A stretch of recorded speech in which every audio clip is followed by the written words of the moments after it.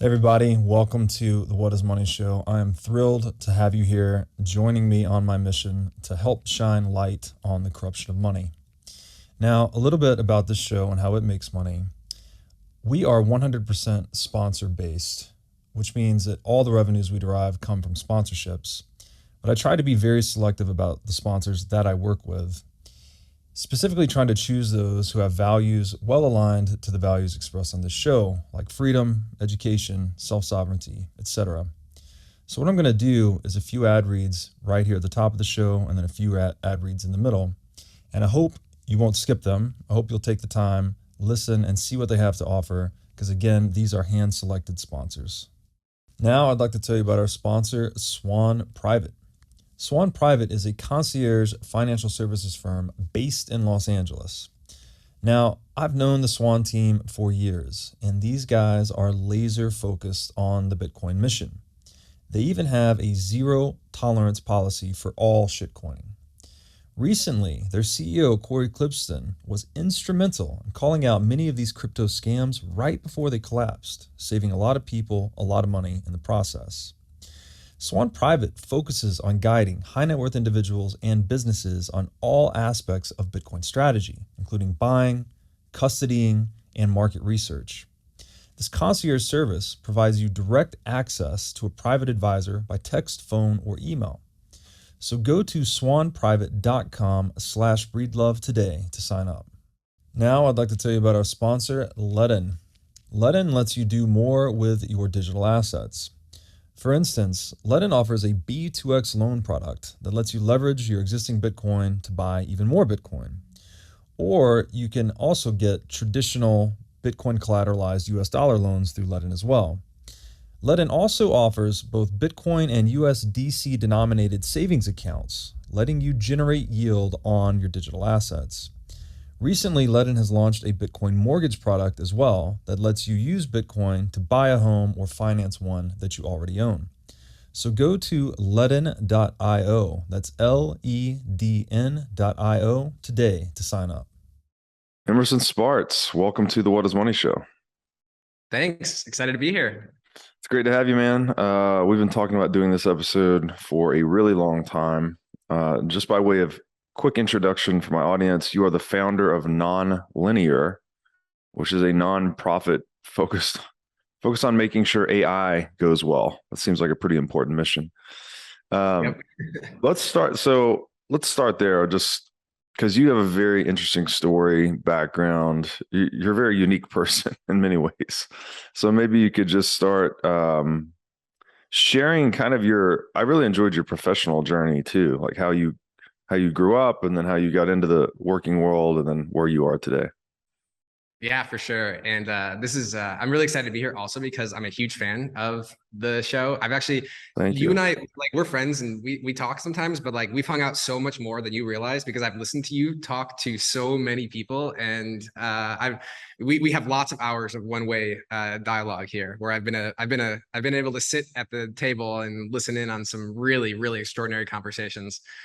So thank you for this show and putting in the time to learn out loud, because learning out loud is the leverage is just insane, because you get to have conversations with some of the most interesting people in the world. And then you get this giant multiplier where someone like me, instead of having to go through the trouble of like booking these people as guests and then scheduling and all that, I can just like listen to you guys talk at 3x and just like pound through your whole backlog of your deep archive. It is truly wonderful to be alive in the year 2022.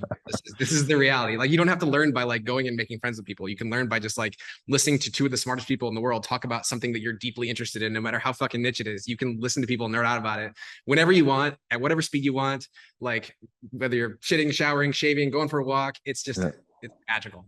It really is.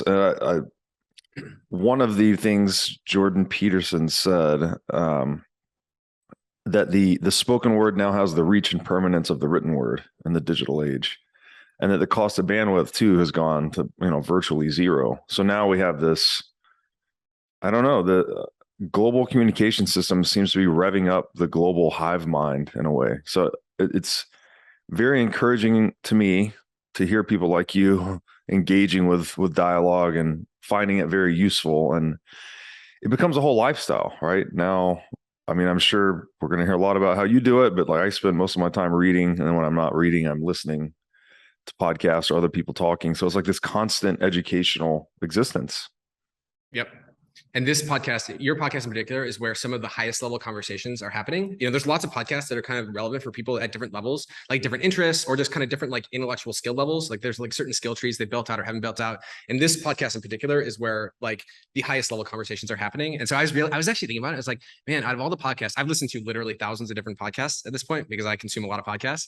And like I was thinking like, man, I probably have like hundreds of hours of just this one podcast. And just again, think of the multiplier of that. Like the fact that you just record your conversations means that like I have now spent hundreds of hours, although you have to multiply because I listen to 3x. So it's not literally hundreds of hours in the same way, but you get the idea. Anyway, like that's just a crazy multiplier. 3x. I didn't even know. I didn't know there was even a setting. When I go to 2x, I'm kind of losing my mind. How do you? Okay. Well, I'll just let you go into that. Yeah. Yeah, we're going to talk a lot about that. But first, let me give us a little more of a personal background, because otherwise I'm going to say a bunch of shit that's going to sound kind of crazy. It'll still probably sound crazy once you hear my background, but it'll seem a little bit less crazy because at least I'll seem like a competent enough human to like be making outrageous claims like this that are at least somewhat supported by some evidence of success. Okay, so my story.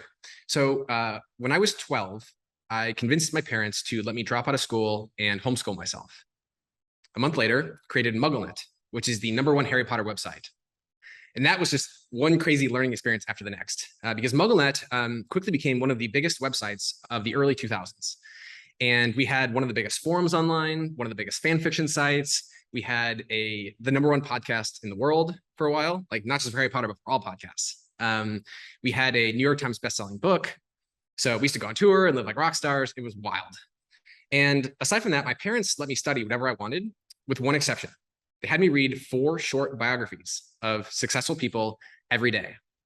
And this just shattered my little 12-year-old mind. And I started thinking really big, because you know that quote, like you're the average of the 5 people you spend the most time with. Well, I was spending like several hours a day, like hanging out with the world's most successful people of all time. And so you can't help but start to think like, yeah, of course, like everyone changes the world. I can change the world too. So I decided that I wanted to change the world on the biggest scale possible. I wanted to be #1. Whatever that means, in terms of like having created the largest positive impact in the world. I was like, when I die, I want to be #1 on the leaderboard of like largest positive impact in the world. I basically kind of like, if you know the effective altruism movement, which is basically like, think of the nerdiest people who care the most about altruism and philanthropy and like apply like rigorous like epistemics and intellectual rigor to like figure out how to do the most good like per dollar and so on. That's one of my communities that I'm a part of. Basically like that kind of mindset when I was younger. So, okay, so how do I do the most good? So I read this biography of Bill Gates and I saw like, wait, Bill Gates became the richest person in the world and now he's giving away all of his money. And the Gates Foundation is on track to save 10 million lives this decade. That's fucking awesome. Like, that's awesome. Like, what a hero. That's like, that to me, just, I found that to be deeply inspirational. Because it's one thing to like get to the top of one leaderboard in success, but something to get to the top of like 2 leaderboards in success, especially 2 really competitive leaderboards like that. So it's like, okay, so like, you know, 12-year-old Emerson's like, all right, so I got to become the richest person in the world. And then I'm going to give all my money away and I'm going to do the most good. I don't know how I'm going to do the most good, but I'm going to figure that out later. But start by just, you know, becoming the richest person in the world. So I was like, well, how do I become the richest person in the world? Like, well, I probably need to be the smartest person in the world because like the smarter you are, the easier it is to make money. Okay, so how do you become the smartest person in the world? Well, if you want to become the smartest person in the world, you have to be the best learner in the world.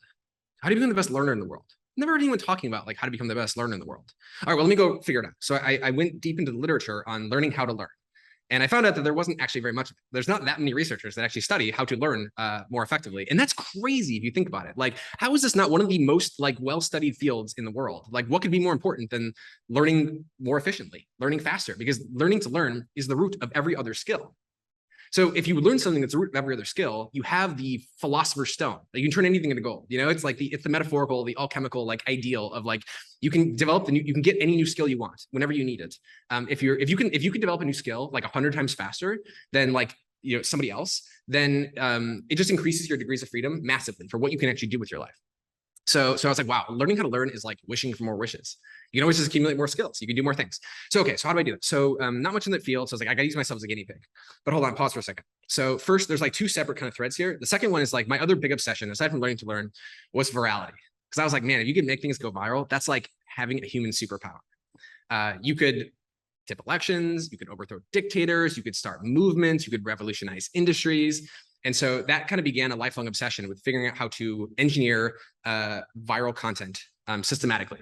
And this ended up being the thing that most people actually know me for is virality, because we scienced the shit out of it. And later, I'll get to this part of the story, but built up one of the largest online media companies with 50 million monthly visitors, raised like $35 million in capital. And it was basically all just like, how do you apply data to the process of making viral content? And then these two things will merge back in later. But first, okay, pause.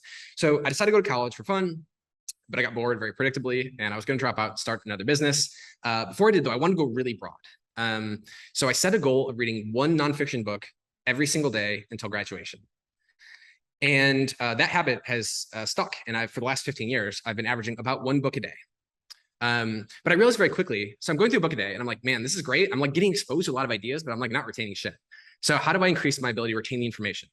And so I built out all these different systems to maximize my retention, mostly using things like spaced repetition. So I'd review everything that I wanted to remember a day later, a week later, a month later, and then every 6 months in perpetuity. And the third part of the process, though, so it was like reading, retaining, and then applying. So the big question is like, okay, so you read it, you retain it, but so what? Like you need to be able to apply it in the real world. If you want to become the smartest person in the world, you want to become the richest person in the world, you got to be able to apply this shit, right? So how do you do that? So I made a list of like the most important skills. I was like, okay, if you want to become number one, like what are the skills you need? Like, well, you need to be like top tier at like persuasion, negotiation, innovation, etc. So I'll give you an example. So basically I went, I was like, I did a whole bunch of iterations on, okay, so there's this. So if you go into the science of practice, there's like a field of study called deliberate practice. Basically, it's like if you science the shit out of like, how do you practice as scientifically efficiently as possible, you get to like deliberate practice. Deliberate practice is like, how do you get good feedback loops? How do you make them as tight as possible, et cetera. So, okay, so here's an example of some deliberate practice things that I did. So most of the literature was about like athletes, but I was like, well, I'm not an athlete. I'm kind of an athlete. I'm like, okay, actually, an athlete analogy actually resonates. Like if you took the idea of like, I want to be the world's best learner as seriously as like, I want to be the world's best like Olympian in a sport, like skiing or, you know, snowboarding or whatever. You need to treat it with respect, right? You need to like work hard every day. And part of my daily routine is like how did my learning go yesterday? And how can I learn better today? Like what went well, what didn't go well, what am I experimenting with? Like how did those experiments go, et cetera. Just like athletes, golfers, tennis players, et cetera. I also played like every competitive sport at some point when I was growing up because I was just really competitive. All right, so let's take something like negotiation. So how do you get better at negotiation? So you got to obviously practice negotiating, but you also need like practice plus theory is like how you learn as fast as possible. So I started off by reading a dozen books on the topic of negotiation. And I pulled out like a bunch of different tactics and I put them into mnemonic devices, like acronyms, so I could remember them quickly in an actual negotiation. So I would take all these tactics and then the way I'd practice is I would like watch, let's say I'm like watching an episode of The West Wing and there's like, you know, like President Bartlett that is negotiating with another head of state. And like, I pause and I use every one of the tactics from both sides and I mentally simulate the negotiation as if I'm applying all those. And then of course I'm running a business. I'm getting all kinds of daily practice from that anyway. Another example is like innovation. So how do you become the most innovative person in the world? Like, well, you got to practice it, right? It's like a muscle. You got to get better at innovations. How do you do that? So go through again, let's say it's like a dozen books on innovation, pull out a bunch of like tactics for innovative thinking and then practice applying them. So for example, I would go to Walmart and I'd go from product to product to product on the shelves and practice generating ideas for products. So I'd go and grab something like a dry erase marker and say like, okay, in my acronym, I got like luxury, long tail, unused capacity, et cetera. So luxury, could I just sell a more expensive dry erase marker? Long tail, could I let people customize their own dry erase markers, et cetera? So I just generate literally thousands of business ideas this way. Most of them are dog shit, but like, you know what? It's practice, right? And then some of them are good, right? So, okay.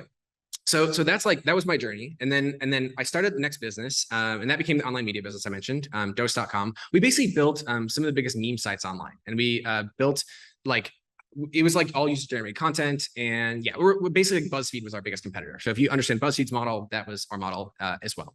And I sold that company about 5 years ago.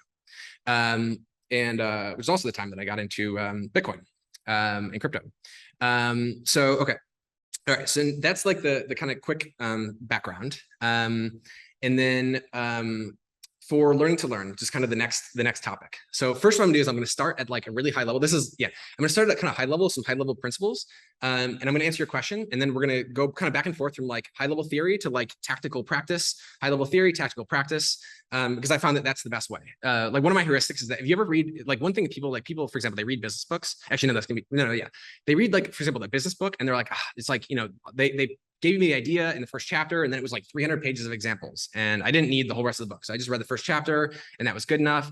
And that is sometimes true. Basically, like sometimes you just need lots of examples for it to stick in. Like sometimes like you just won't get the idea until it's been like pounded into your skull by the author giving you 300 pages of examples, because you need to like take that idea and you need to be able to connect it to so many other ideas, and you just can't do that if you just read like a like 1-page summary of it, right? But if let's say that you're a practitioner and like you have a bunch of examples already because you see this shit happening every single day in your own industry, sometimes like the 1-page summary or the 1 paragraph like first chapter is exactly what you need, because you need the theory. You already have the like empirical experience, you have all the facts, you have the experience, but you're missing theory.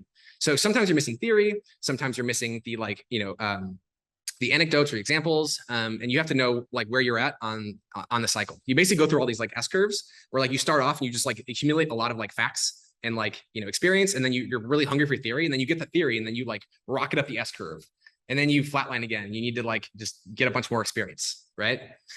So okay, so anyway, that was kind of a side path. So high level, the most important high level mental model for learning to learn is I think the analogy of progressive loading from weightlifting. So we were just talking before we started this episode about like how like you like Robert are like big and strong, and the reason why you're big and strong is because you go to the gym and every single day you lift heavy fucking weights, and then you know what you do the next day? You lift heavier fucking weights, and every single day you lift heavier weights than you did the previous day. And because you have to send very clear signals to your muscles, like all these muscles in your bicep have to be like, hey guys, I need you to like build up more capacity so that tomorrow we can lift even heavier weights, right? And you keep doing that until eventually you look like Robert does. And it's the exact same thing with learning and with reading. So that's the high level like mental model, right? Now, practically another couple things I want to start by talking about, like, first of all, a little bit more of like the why like this matters is because I want you to imagine for a second that you could just like, if you like, I don't know how many books that you, the listener, have read in your life so far, but let's say it's like 100 books. Okay.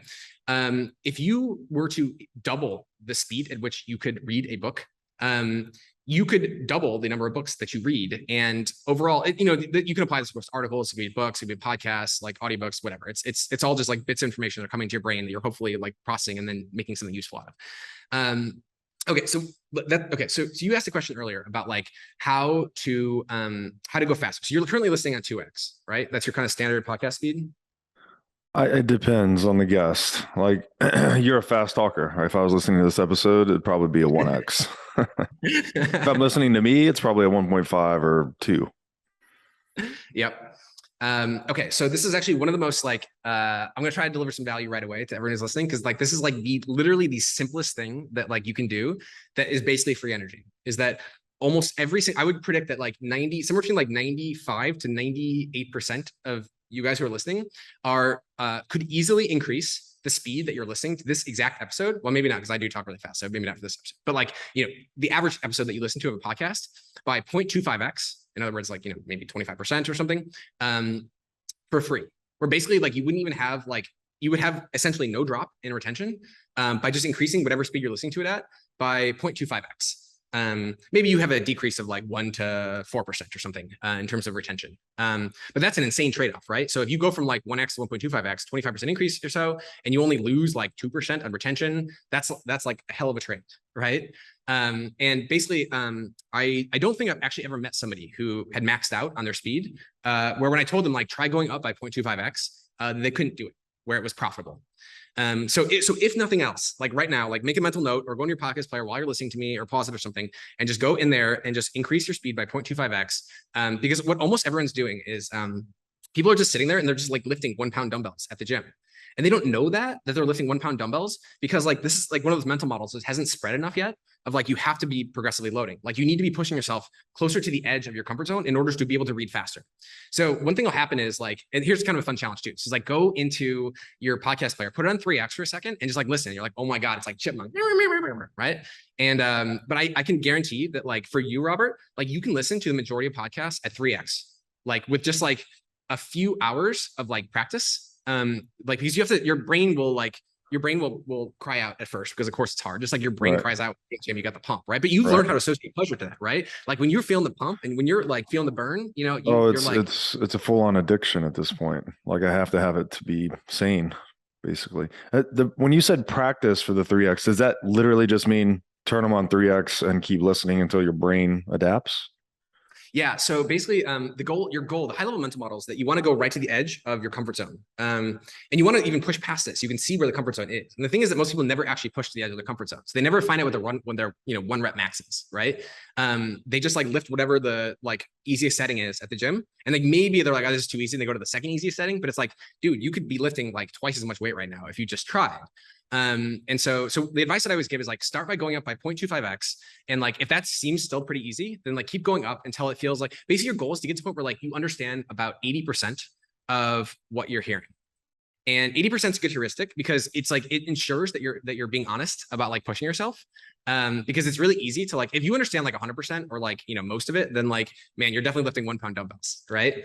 And the key thing is that like, so you, Robert, are such an intellectual heavyweight that like, I know that you can process information much faster than 2x. What happens to most people is that because they're not applying this mental model, they get stuck on something where like every once in a while, there's like for example, like it also, it depends obviously the intellectual depth of the conversation and so on. So if somebody's coming in there and they're like if you have like 2 intellectual heavyweights and they're like going hard at an area that you're not super fluent in, then you're gonna have to go slower. Just like with the new, you're learning a new language, right? Like, you're learning a new language, you gotta go slow at first, but then eventually you can start speeding up more and more. But anyway, so that's the high level mental model. So the tactical actionable thing is like start by increasing by 0.25x and just keep bumping it up by 0.25x until you're at like about 80%, like where you can understand about 80% of it. And then probably you'll get more comfortable with that. And then you bump it up again. But like, I would predict that if you're the kind of person that's listening to this episode of like me and Robert talking, then like you should be listening to the majority of your podcast episodes at least at 2.5x. Like, because you're obviously smart. You're listening to this. This is like a super niche podcast of like very smart people talking about very smart people things, right? So like you should be doing at least 2.25x and probably 2.5x on most podcasts. So that's my like recommendation. Okay, so that's on the speed side. Now there's like one of the most important hacks that I've learned is that you want to. Okay, first of all, there's a couple. Actually, I should go high level before I go to the technical stuff. So first of all, why is it important to like listen to as many podcasts as you can and like read as many books as you can is because it's like super compressed knowledge. So, before, like if you wanted to learn something, the traditional model, like the Middle Ages, like you had to go like find a guy who knew how to like roll steel and then he would teach you. And now somebody can spend their entire life researching something and they compress their entire life's work into a book that you can read in 3 hours. In 3 hours, especially if you're a speed reader, you can read fast enough. And by the way, you can absolutely speed read. Anybody who tells you can't speed read doesn't know what they're talking about. You can, but there are certainly inflated claims of speed reading for sure. And I'll debunk the ones that are good and the ones that are bullshit. And I'll get to that. But like, first of all, like that's crazy. If you think of the leverage of like, they spent their entire life researching it. They summarize a new book I can read in 3 hours. That should make you want to read more books, right? Because that's so much compressed wisdom. Oh my God. And just imagine if you were sitting across the table from that guy and you're like, okay, teach me, you spent your whole life like becoming world-class at this thing. Now teach me.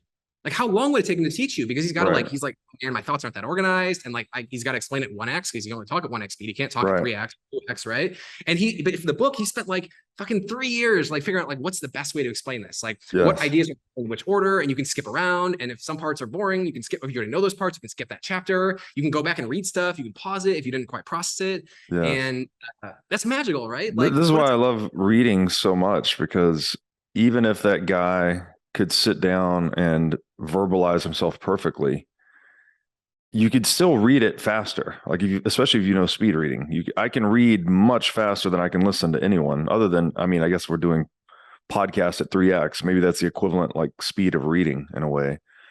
But yeah, to get all of that wisdom and knowledge distilled into one concentrated, refined dose that you can then speed read and self-manage your path through the content. I mean, it is a superpower, basically. Yep, exactly. There's this famous quote that like really resonated with me when I first heard it, which is that a man who reads lives 1,000 lives before he dies. A man who doesn't read lives only once. I think there's real wisdom and there's real truth in that idea. The idea that like when you read a book, you're getting a time lapse of somebody's entire life. Like all their knowledge in a time lapse format. And of course, you're not going to understand as deeply as they do, but like, you know what? It's very compressed. It's like you've 80-20'd a lot of the essential ideas, things that took him, maybe it's like an idea that took him like fucking 5 years of like slaving away over like a lab, like, at a bench, like to try to learn something. And then in like 3 paragraphs, he's like, so I spent 5 years trying to figure this out. And here's the answer. magical, magical to be able to do that. And there's so many scientists and there's so many practitioners that are creating so much new knowledge, and you can download it so quickly in their books and in their Twitter feeds and their podcasts. And yeah, it's magical. And the thing too, that's really important is like, another reason why you got to read a lot of books is because like, you don't know which book's going to change your life. So, you know, if you read, let's say you read hypothetically, you read like 1,000 books. Okay. Maybe of those 1,000 books, like 100 of those books will teach you a little bit. Maybe 100 books will, or like, you know, 10 books will like change your worldview. And then like one book will change your life. And, you know, it's power law, right? And so you don't know which books are going to work. So like, you got to read a bunch of them. Okay, so that's like high level. You get time lapses, super compressed, and also really, really, really importantly, the fact you can stop and you can reread parts, because the value in each book is like really unevenly distributed. You know, most of the book is going to be like not very interesting or not very relevant, or he's just going to be talking about things that aren't that relevant to you. And like the fact that you need to be able to like go quickly through some parts, you can stop and like really slowly process the parts that are really, really good, right? And like you can't do that if you're just like, you know, yeah. Anyway, so okay, so I'm going to start going through some tactics. Oh yeah. Also, one thing from a motivational perspective, especially this is like some advice if you're starting off like a new career, read at least 3 books about your chosen field. Because if you do read 3 books about your chosen field, you'll be in like easily like the 95th percentile of your peers. And the reason why is because if you read a book, let's say it's a business book is like maybe about 200 articles. So 200 articles is no joke, like 200 articles about your field. And if you read 3 books, that's like 600 articles about your field. Now, how many of your peers have read 600 articles about their chosen field? Like you're just going to download a ton of best practices and wisdom from people in the field before you even get started. And then you'll go and get a bunch of practical experience, and you'll eventually, like, it'll be obvious to you those things you read in that book, but like you'll get way ahead. I just want to throw in here, this is also, we made the point that it's a great leverage point, but even for what you just said, younger people just starting a career, you know, most careers, people that have the experience and tenure tend to shine a lot more than especially the young ones just coming in. But this is an area where young entrants into a new industry can really leverage, right? You can pick up speed reading in 30 minutes. You can read circles around your older peers, and it can give you a leg up basically in going into the workforce. Yep, exactly. Like you will have just consumed so much more of the collective wisdom of that field in such a short period of time because of how compressed the information is. You know that feeling you get when you watch like a single 10-minute video on YouTube and you feel like you learn more from that 10-minute video than an entire semester of school? Again, fucking magical, right? Yeah. Like think of the leverage of like a 10-minute video with more than an entire semester of school. And those videos are everywhere because the internet is this magical device where the best teachers in the entire world will compress a semester of wisdom into a 10-minute video that you can watch if you just like have enough agency and care enough to like look it up on YouTube. And then, you know, maybe you watch like a couple crappy ones before you get to the really good one. But like, again, that's magical. And that was never possible, you know, until recently. And, you know, taking full advantage of that just gives you like, I mean, you're just going to make so much more money, right? Like you want to get girls, you're going to get way more girls. You want to move ahead in your career, move in your career. You want to just be wise and like happy and like healthy and like, you know, you want to look like Robert, like, I mean, just read more books, you know, like that it can, sometimes it can be that simple. Another reason too, like why investing in learning to learn specifically is so important is because so we're in like, I think we're probably mid-singularity right now, whatever that means. And the rate of change is accelerating exponentially. I believe in the stagnation hypothesis to some extent, but like clearly things are still changing rapidly, especially with the internet. So that means that if you learn a skill, so you go to school, you spend 4 years, and you spent 450 hours getting your master's. 450 hours is about like what it is to get a major in something, you know, in college, right? So it's 450 hours of time. Although, by the way, if you read it through, if you just listen to, think of this for a second, like process this. So it takes 450 hours of like classroom time to get a major in something. But if you just listen to those same lectures that you went to when you were in college, listen to that 3x, it's only 150 hours. 150 hours is nothing. That you could do that in a couple of weeks. If you just went full time for 3 weeks, you could like consume the same amount of lectures that you consumed in the whole time that you were getting your major in college in like 3 weeks. You know, like if I do the math right, I might have gotten the numbers wrong. Whatever. It's like some really short period of time. So that's just like, again, crazy leverage. You just like increase the speed that you can learn at because you can watch the lectures at 3x, you can read at 3x, you can listen to podcasts at 3x. It's just, you can just pick up a major every few weeks. If you did that. Yeah, right.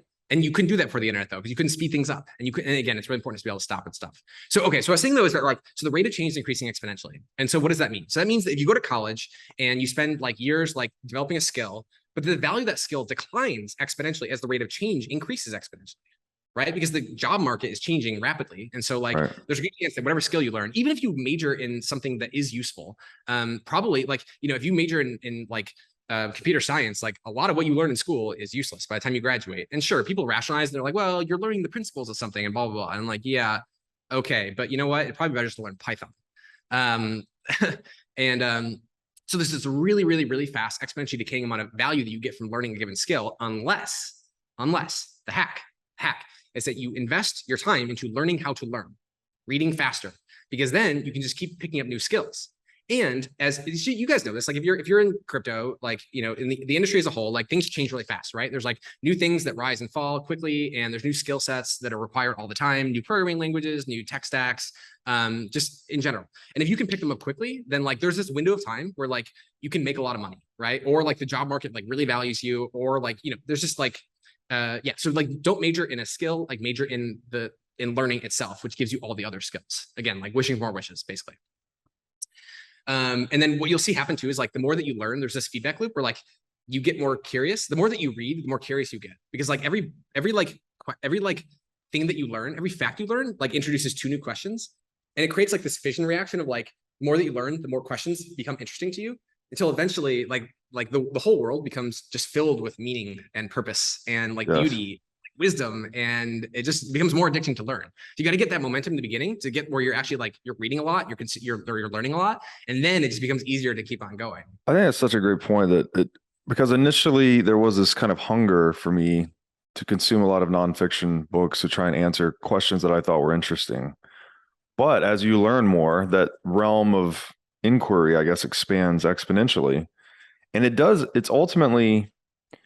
started out as something I was trying to do to improve myself, but it's now become something that has enriched my lived experience, right? I can't imagine living any other way than sort of asking these big questions, wrestling with big ideas, spending time with these famous authors, you know, most of them dead and gone. But it's not just for competitive, pragmatic purposes anymore. It's enjoyable. I don't know. It's a very, very, very enjoyable lifestyle. Right. If you think about, just think how magic a book is for a second. So, you know, I've got this physical copy of a book, and you're opening it, and you're looking at like, you're looking at a dead tree that has been splattered with dead dinosaurs. That's what ink is, right? It's like oil, which is fossils, right? So like dead tree, dead dinosaurs, where somebody who maybe has been dead for hundreds of years is telepathically communicating their entire life's wisdom to you. Through the open source software of English or whatever the language is. Yeah. Come on, like how magical is that? That we can have that experience. And then with the internet, that you can get access to like basically every book that's ever been written. Like what? Every book that's ever been written, like every conversation in the world that's happening between like 2 of the smartest people in their topic area that you can just listen to. And like, it's just, and once you get the engine going, like you said, it becomes not like a means to an end. And when you start off, like, you know, yeah, it's like people read because they want to make money, they want to get ahead in their career, whatever. And then eventually it becomes like, I mean, this is just way better than Netflix. It's just way more addictive exactly than Netflix. I think getting into the reading a lot has really ruined video content for me. Like I actually have a really hard time sitting down and watching a movie even. Yep. I don't know. I guess your mind gets used to a certain pace. Maybe I need to watch the movies on 3x or something. Yeah, that's what I do. I mean, I don't watch them on 3x, but I watch them faster than I can't watch anything on 1x anymore unless I'm deliberately practicing certain tactics. Like one of the things I do, so especially if I'm forced to watch at 1x, what I do is I have a little notepad and I have like different things I'm practicing noticing in the movie. So let's say, for example, what we're going to talk about maybe in a later episode or something, like I'm trying to practice noticing like different types of symbolism, or I'm trying to practice noticing filmmaking techniques. I'm trying to noticing like the lighting and the texturing and the sound and the like dialogue and the character arcs. And there's all kinds of different things I could be practicing noticing body language, or I could be practicing noticing negotiation tactics or whatever. So I've got like all these different so I've got a notepad. Then each column is like a thing I'm practicing noticing, and I keep a pen in my hand. And then with that pen, I just make a check mark every time I notice that thing. So every time I notice that like negotiation tactic, or every time I notice that persuasion tactic, or I notice that body language sign, or I notice that like, you know, symbol, like the symbol of the rock or the symbol of the divine, you know, divinity or whatever. And so that way, like I'm still keeping my brain fully active while I'm watching. But you know, oftentimes I just speed up. I also change the speeds a lot when I'm watching. So for example, video content. So what I do is like, so I'm watching, I use there's an app called Video Speed Controller with hotkeys. There's a Chrome plugin, and basically it makes it so that you can like really easily change the speed, and you can rewind and fast forward and pause like really trivially. And so what I basically do is when I'm watching YouTube videos is I'm cross-applying the idea of actions per minute from professional gaming. So like you play StarCraft, and like the best StarCraft players average like 300 APM, like 300 actions per minute. They're basically clicking their mouse, like, or whatever, like, hitting a key 300 times per minute. So the brain is very active, right? And so what I do is I'm constantly adjusting the speed of the video to maximize, like, to be maximally exhausting for me to consume, just like progressive loading, right? Trying to get big.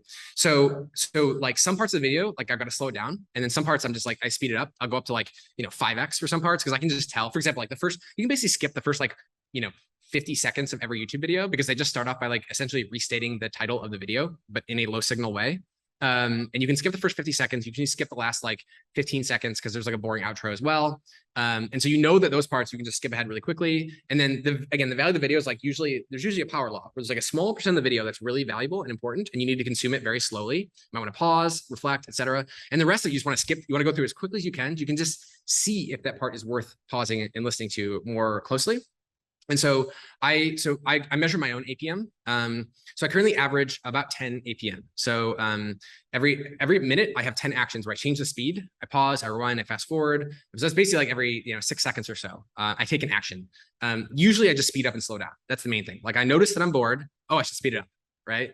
Or I noticed that like this seems low value. Like this, I predict that like this part of the video, this whole section is not going to be super valuable because he's talking about something I'm already pretty fluent in. I'm already pretty familiar with this idea. So I'm going to speed it up really fast. I'll listen, but I'm only going to pick up like maybe 20% of the words he's saying because I'm at 5X now. 5X is pretty fast, right?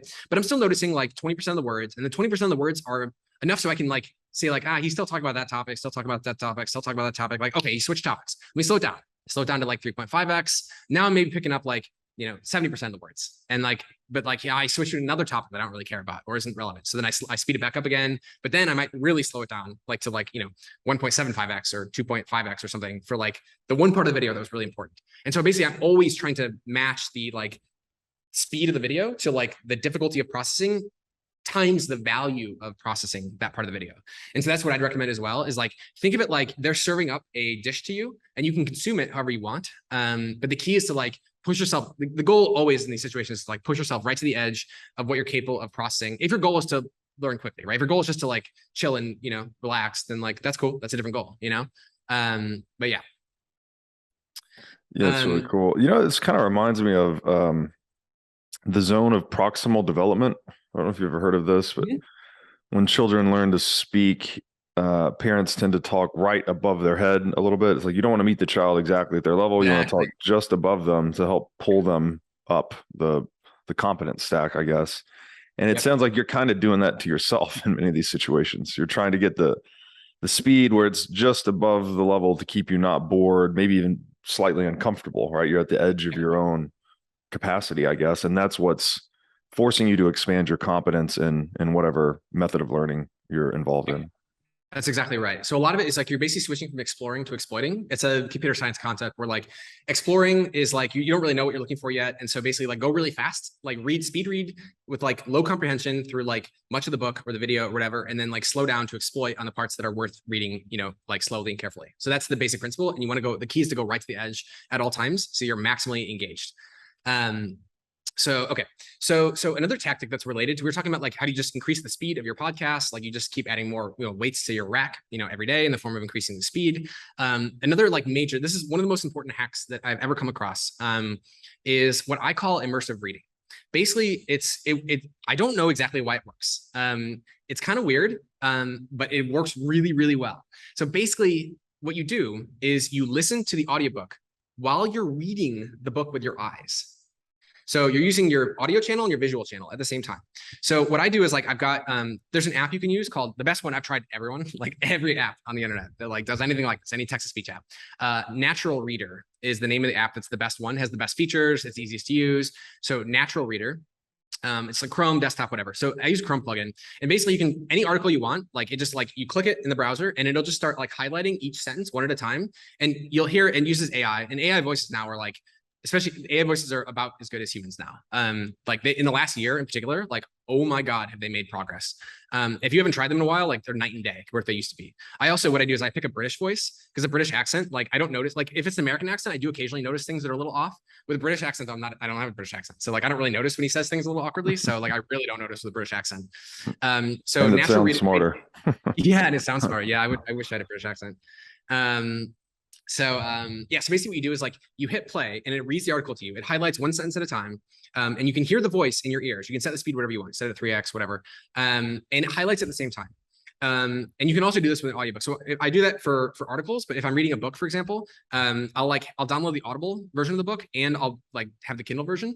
And I just like, I have it on my phone. And the way I work, I'll show you how this works actually, because this will save some hassle. So basically, so this is the Block Size War right here, which I was rereading actually. And you hit this button up here to go into car mode. And then you have this like giant pause button. And so basically what you do is like, I've got my headphones in, I'm just tracing it with my eyes while I'm listening with my ears.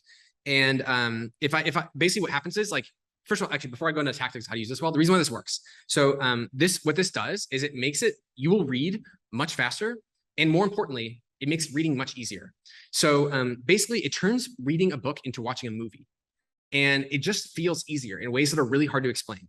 So let's say you set it at 3.5x, which is Audible's max speed. So if you read a standard sized business book, for example, it will take you only about like 2 or 3 hours to read a whole book in 2 or 3 hours.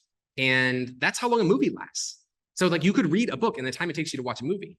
And the reason why it works is a couple of reasons. So one is like, just like how if you're running and you have a pacer in front of you, it like keeps dragging you forward, because what happens all the time when you're reading is that you just get distracted, you know, like you start mind wandering and you forget what was I reading again? And like, oh shit, I gotta find my page again. Like what paragraph? And like, that's where I was, right? And like, let's say on average, it takes you, I measure this, it basically was like, it's like around 28 seconds. Every time you hear a siren going by, a dog barking, you know, whatever. Like, so that's like 28 seconds every single time that happens. It happens constantly. And so basically you actually are not reading. This is the craziest thing that if you actually measure this, and I measured the shit out of this with myself because I noted like, it was just mind blowing, like how much time I actually wasn't spending reading. So the only reason why it takes you 6 hours to finish that book normally, instead of the 3 hours it would take you with this method, is because you're literally just not reading at all for like half of that time. Your mind is thinking about the other stuff. You're not there. Wow. You're not present. You're not mindful. And so what this does is it forces you to keep on going. Because you'll notice quickly, if you're not paying attention, like you'll notice because there's a voice in your head and the thing is moving on the screen. So it keeps you from accidentally like forgetting to keep reading, and keeps you moving forward. Kind of like a good boss who like keeps you getting momentum when you lose momentum, or a good coach, like in sports, or whatever, like, come on, let's go, you know, keeps you moving if you would be otherwise flagging. And so that's part of why it works. And the other reason why it works is because, first of all, I should also say like, this is one of those tactics where like, it's pretty transformative. Like, so far, I don't know of a single person who's tried this, who's put in at least 5 hours of time. Because it takes some time to train your brain, because it's weird. It's definitely a weird thing. And at first your brain's like, what the fuck is this? This is not what I signed up for. This is not how we do these things here. But if you put in 5 hours of practice, I don't know of a single person who put in 5 hours who found it like impossible to go back to regular reading, because regular reading will just feel painful and slow and like only a thing to be doing in like the most extreme scenarios. And I've had, for example, like my brother, as soon as he started doing this, my younger brother, he went from like overnight, like not reading like much of anything, to literally reading an entire book a day, just because of this one hack. Like that is how powerful this hack is. Another friend, like his friend, total fucking bum, like small town Indiana kid, like total bum. He went from 0 to reading a whole book a day as well, because it just made it so much easier for him to read. It just feels easier. It feels like before if you read the old way, it feels like if you imagine if you watch an old timey movie and you have to like crank it by hand to like turn every like film slide. That's what like regular reading feels like once you get used to this, versus just being able to like sit back and consume it. So yeah, it turns into like watching a movie. So, okay, you mentioned that app, the Natural Reader app. And I haven't tried this method yet, but this sounds, it's very, something I'm going to adopt soon. Are you then reading the book in the Natural Reader app and listening to the audiobook separately, or is that occurring in the same application? So if you're using a book, you can do it different ways. So there's different apps for Natural Reader. So I use the browser plugin, and the way it works for that one is that like, if you're reading an article, then it's just a little browser plugin. You just click the button, hit play, and it'll just start reading that article to you, right? Okay. So you can just do it with a PDF if you want. You just read the PDF that way. If it's a book, what I do is like, if there's no audiobook for it, what I do is I use Libgen. Libgen's kind of like Pirate Bay, but for books. So I order a physical copy of the book because I still like having the physical copy and I like supporting the author. But there's an audiobook for it. So what do you do? I'm like, well, I can't buy. Normally, if there is an audiobook for it, then I'll buy the audiobook and I'll buy the Kindle version and I'll just like have the Kindle version up on my screen and I'll have the audiobook playing while I'm reading with my eyes, right? Gotcha. But if there is no audiobook for it, then I go to Libgen, I download a PDF or EPUB version of it, and then I put that into Natural Reader, the browser plugin, like the browser app, and then it reads it to me there. Gotcha. So that's how that works. So you could be on, I guess, then Kindle Cloud Reader, and you're you're just reading the book while it's also playing in your ear, and you're just basically turning pages on Kindle Cloud Reader. That's exactly right. Got it. Okay. Yep. So yeah, so this tactic, immersive reading, it feels like it just kind of unlocks more of your brain, and it feels kind of like a limitless drug once you get used to it. It makes reading just feel so much easier. So that's an important hack. Another important one is, okay, so part of it is like, how do you just read more? And then part of it is like, how do you retain more? So one of the most important, actually, no, I'm going to a few more tactics first on how to read more. So I'll just rattle off a bunch of quick ones because these things really help. So one thing that really helps is like, just if you have good posture, like it somehow just seems to like, you just channel more energy in some weird way that's hard to explain, but like having good posture just seems to really help. Not reading in bed, because basically if you try to read in bed, if you're trying to read in bed before just fall asleep, then that's totally different. That's cool. I do that as well. But like, if you want to like stay focused, like you really need to have, if you're not doing the audio, if you're not doing immersive reading with the audio that I mentioned, which again, I cannot recommend enough, but at least do 5 hours. Like promise me you'll do 5 hours, because I see people quit when they get to 5 hours. And like, if anyone gets to 5 hours, they stay with it. I probably have like, let's say of the 30 people that I've like tried to convince to do this, I would, like zero, I would say probably about like 15 of them got to 5 hours and all of them like stuck with it. So yeah. Okay. So if you aren't though, for whatever reason you have to read, but you don't have like the audiobook playing in your ears, then very, very, very important is put in white noise. Like make sure you have white noise playing, because basically every tiny distraction, again, imagine that like every siren, every dog, every like chair squeaking, that's a 28-second setback every single time. And so you're just not going to actually finish your book. You're just going to keep getting distracted. But if you have white noise in, then you don't have any of the auditory distractions. So if you don't like white noise, because it's like, I get it. Like no one likes white noise the first time they hear it. They're like, like, why would I want to listen to like, an airplane sound? But your brain will adapt. And that's why it's white noise. Can you do like, I've also often would listen to classical music when reading. How do you feel about that? You can. It's much more distracting than white noise. It could be worth it for you because you get so much joy and pleasure from listening to the classical music that like, even if it slows you down by like 30%, then it's worth it. I remember that like in college, like people were always listening to music while doing homework, and they were doing very little homework because the music was so distracting. But like, if you want to take 5 times longer to do it, but have good music, then do it. But in general, like if you measure this, by the way, all these things you can test yourself too. Like I test all these myself, and I just noticed that like basically if I use white noise versus music without lyrics, obviously not all classical music is the same. Some classical music is much more staccato, and it's more, there's different types of classical music that's more or less distracting. Then basically it slowed me down by on average about 30%. So pretty substantially slower. That's like they're between like 2 hours and 3 hours to read a whole book, but it could be worth it for you if that trade-off's worth it. Like my girlfriend Kat does that. She listens to books, like with, music playing, because she's willing to slow down for it to be worth it. So yeah, but basically like the spectrum is like, are there lyrics or not lyrics? If there's lyrics, it's gonna be way more distracting. If there's lyrics, it'll probably slow you down closer to 50%. No lyrics is maybe like 30%. I've actually got like a whole bunch of different playlists to like engineer my mood based on like uplifting kind of movie soundtrack music. If I want to like feel heroic, it's literally called my hero music playlist. And it's like, it's music that's like maximally undistracting, that is like uplifting. And then I've got like increasingly distracting types of music because I basically think like, what mood am I in right now? And what mood do I want to create? And then I use music as a way to like program myself to feel emotionally different. I think we all do it with music, but most people don't do it consciously. They just kind of do whatever feels right. And that works too. But like the more that you consciously engineer music as a toolkit to change your mood, then it works really well. Yeah, and it definitely does. Like, because I listen to a few different types of music at the gym, typically is my music time, and it gives me a different mood. Like I have different workouts based on what I'm listening to. So yep, it's cool to use it as a tool like that. Yep. Yeah, most people don't think of it as a tool. I think of it as like, oh, it's just entertainment. Like music is not just entertainment. It's not like there's no like the percentage of total thermodynamic energy that humanity has expended on music, like completely negates the idea that it's just for entertainment, that there's not a important like survival and benefit, like to like basically like let's say humanity spent like in total, I don't know, let's say 5% of its entire thermodynamic allowance on music. There's no fucking way that that is like just for fun. There's no way that, like that was just for fun. Like it had to have an important survival benefit. And I think it's I have a bunch of different theories of what it is, but like emotional like regulation is like very clearly part of it. Using it as a tool like is powerful, really powerful. Yeah, and yes, I think I always reflect on that Tesla quote. Nikola Tesla, he said, if you want to understand the universe, think in terms of vibration, frequency, and energy. Yep. And even the term universe means one song, right? It's all vibrational.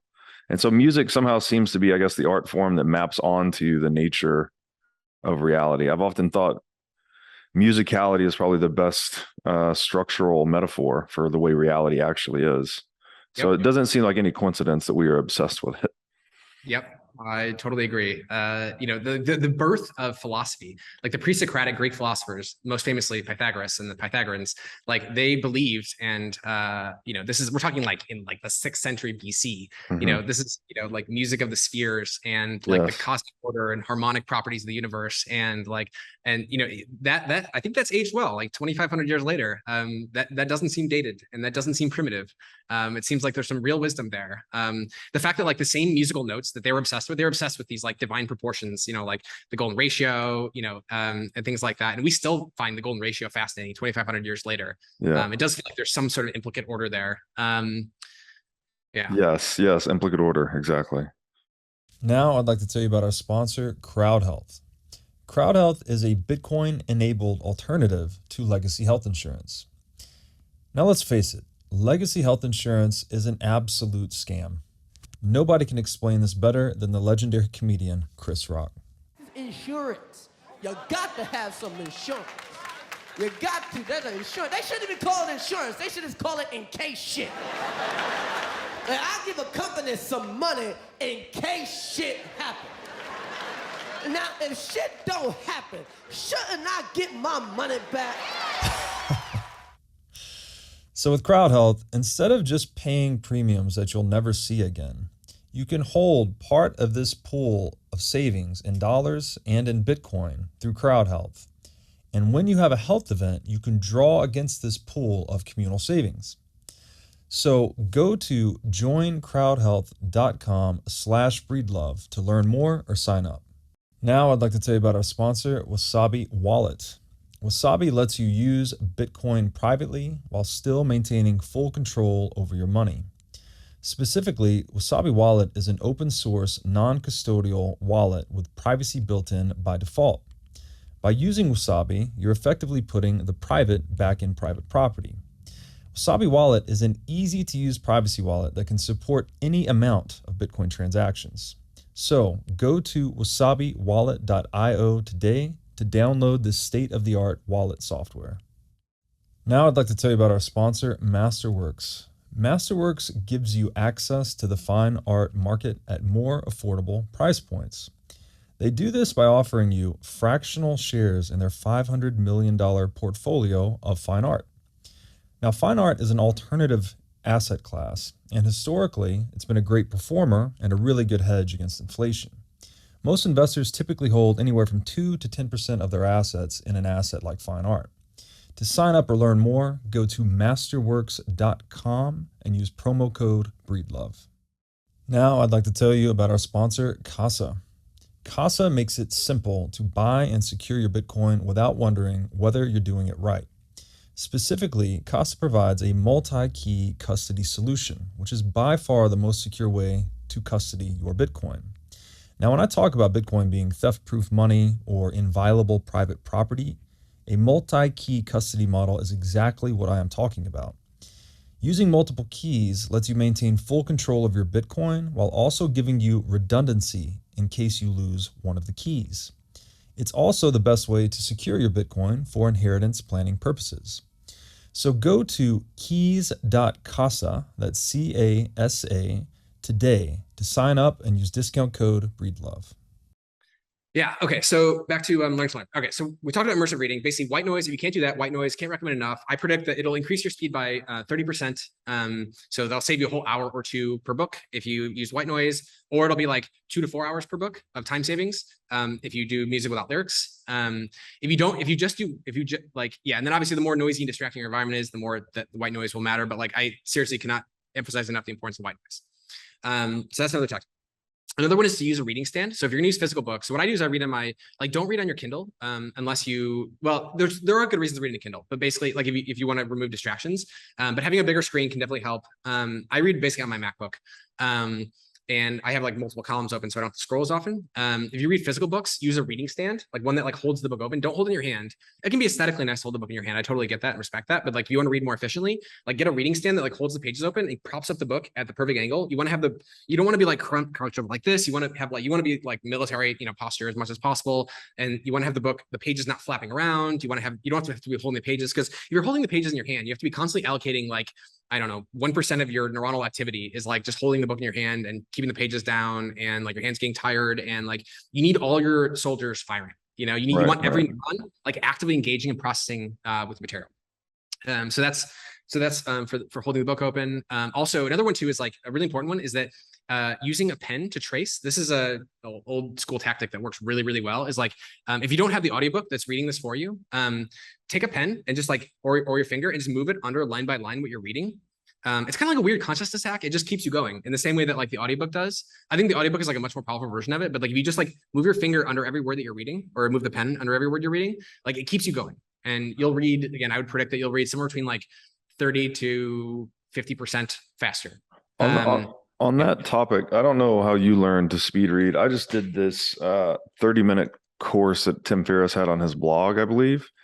But using the pen as a tracer on the words, the main thing for me, at least on speed reading, was learning to change my eye movement. Instead of making it the smooth eye movement across words, they trained you to kind of like move the eye more in discrete patterns where you're bouncing. And that's how I speed read now. And so when I was learning to speed read, moving the pen actually in that way actually helped train me to adopt that eye movement pattern that's not continuous, but is rather discrete and helps you read faster. Yeah, if that worked for you, great. That personally didn't work as well for me. I noticed that happened naturally to me once I just started like doing because I took like every speed reading course at some point, because I was trying to see like what they all agreed on, what they differed on, like what was more robust and what was more like speculative. And I just experimented a lot, and that didn't work as well for me.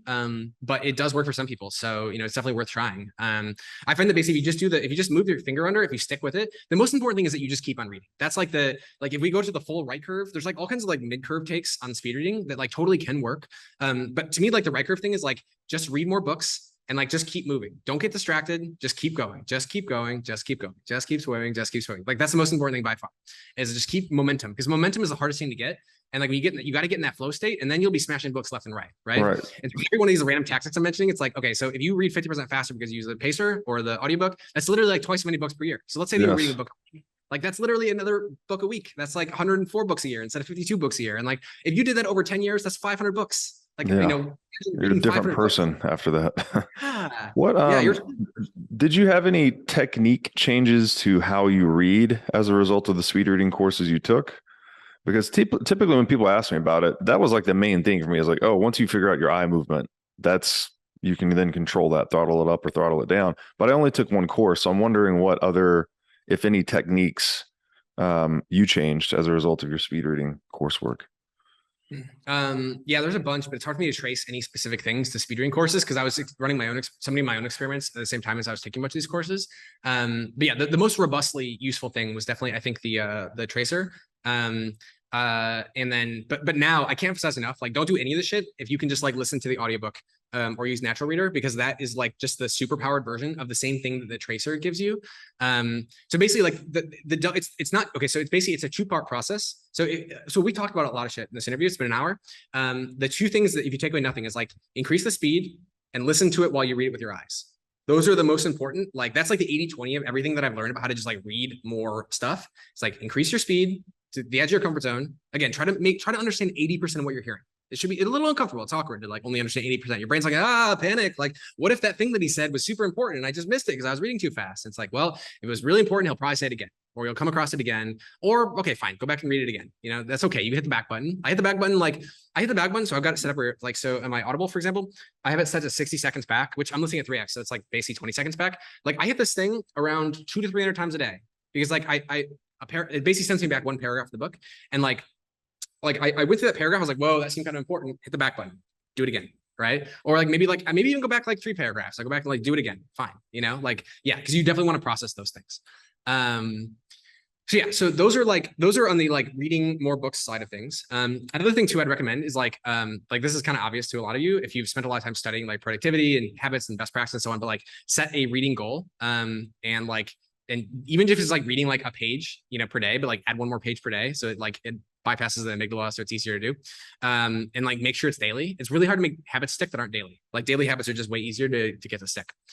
Okay, so there's a separate category now I want to switch to, which is basically how do you retain more of what you read and how do you actually like integrate it into your world models so that you can be more effective, right? This is where before I go into this though, I want to emphasize like the most important thing by far is like just read more books, because basically almost what most people do is like they're like, oh, I should take really good notes, and taking good notes is important, but like it's not you can be mid-curve about taking good notes where like you just end up not reading at all because it's like overthinking your workout, right? If you overthink your workout, then you're not going to go to the gym. And like the most important thing to like get big is like just go to the gym. Yeah. Just go. If you go to the gym every day, you're gonna get big. It's as simple as that, right? If you read a book a day, or you read like, you know, like an hour a day or half hour a day, whatever it is, like you're gonna get smart. It is that simple. Sometimes things can be really simple. And if you just like spend that much time every day hanging out with the smartest, wisest people of all time, teaching you their best, like all their wisdom, then like you're just gonna be wise. Like you are. Like if you read a book a day or even an hour, half hour a day, whatever, like you're gonna be wise. There's just no world in which you're not wise after 10 years of doing that. So don't overthink it. So that's the first thing. Now I'm gonna give you a bunch of things that you can overthink, because I spent a lot of time thinking about like how do you increase the amount of content you retain. All right, so I'm gonna start with first okay, so first, the high level principle is that you have to actively engage with the content, but that's kind of obvious, right? Like, I mean, everyone knows that, like, you know, you actively engage with it. You don't want to be the passive, like, but like, okay, so how do you actively engage with it as easily as possible? The best hack that I've come across is that you need to like remember to actively think about the content that you're reading. So there's basically 2 separate types of things that I do. The first one is that I take lots of voice notes. I've had like a million different voice systems that I've used over the years. And I found that the best one that works, it's actually really simple. It's delightfully simple, in fact. So you've probably heard these quotes like, to learn more deeply, teach. There's no question that if you have to teach somebody what you've learned, like you have to actually understand it. And somehow magically, it just forces you to like really deeply understand it. But who do you teach? Like, well, it might not be easy to figure out who to teach. There might be a bunch of inferential gaps where like you have to explain like a whole bunch of priors before you can even teach them, and right. You have somebody there to teach and so on. But you can teach yourself in the future. So what I do is whenever I listen to something that is like seems like something that like might be useful to remember in the future. What I do is I take a voice note to myself. So I hit play, and then I'll just explain it in my own words, that thing that I just learned.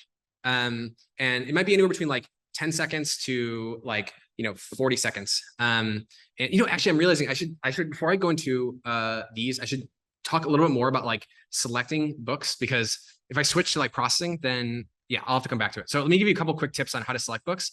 One of the most important things is that like, so you have to probably spend more time. Actually, most people don't spend nearly enough time like considering which books to read. They just like randomly get recommended a book by somebody, and then they just like decide that like they're going to finish that book. And that's not the right way to go about it, because most books you shouldn't finish. In fact, my friends are readers. Like everyone that I'm close friends with reads a lot. And out of all my friends, I don't have a single friend who on average finishes more than maybe 40% of the book on average that they read. So like 40% of books, maybe they finish, or they finish like 40% of each book. Because most books, like think of a book like it's a menu. And like each book is like a menu of like food that you can order. And like each chapter is different. And so it's very important to like open up the book, like read the cover, read the back of the book, look through the table of contents. The table of contents is actually really information dense. They tell you what these chapters are about. And most people don't do that. Most people, if it's like a narrative nonfiction book, they might not tell you really anything about it, or it's fiction. A lot of these things I'm talking about, by the way, these apply to more to nonfiction than to fiction. Fiction, if you want to read fiction slowly and savor every bite of it, like rock on, like speed eating food doesn't really make sense either. I still personally enjoy reading fiction quickly. I just actually enjoy it more at 3x than I do, at slower speeds. But like, if you don't want to do that, cool. They are different in terms of the goal set. Although I think fiction actually plays a really important role too. I don't think fiction is entertainment either. I think fiction is basically like empathy training. It's like a really compressed version of like going inside other people's minds and like lifting heavy weights in terms of like deep emotional empathy of like what it looks like to be in these people's perspectives, which actually gives you like builds your empathy muscles. So you can then make better predictions about how other humans will think and feel and act. And like I actually started off with fiction. I didn't read nonfiction when I was a kid. I read thousands of fiction books.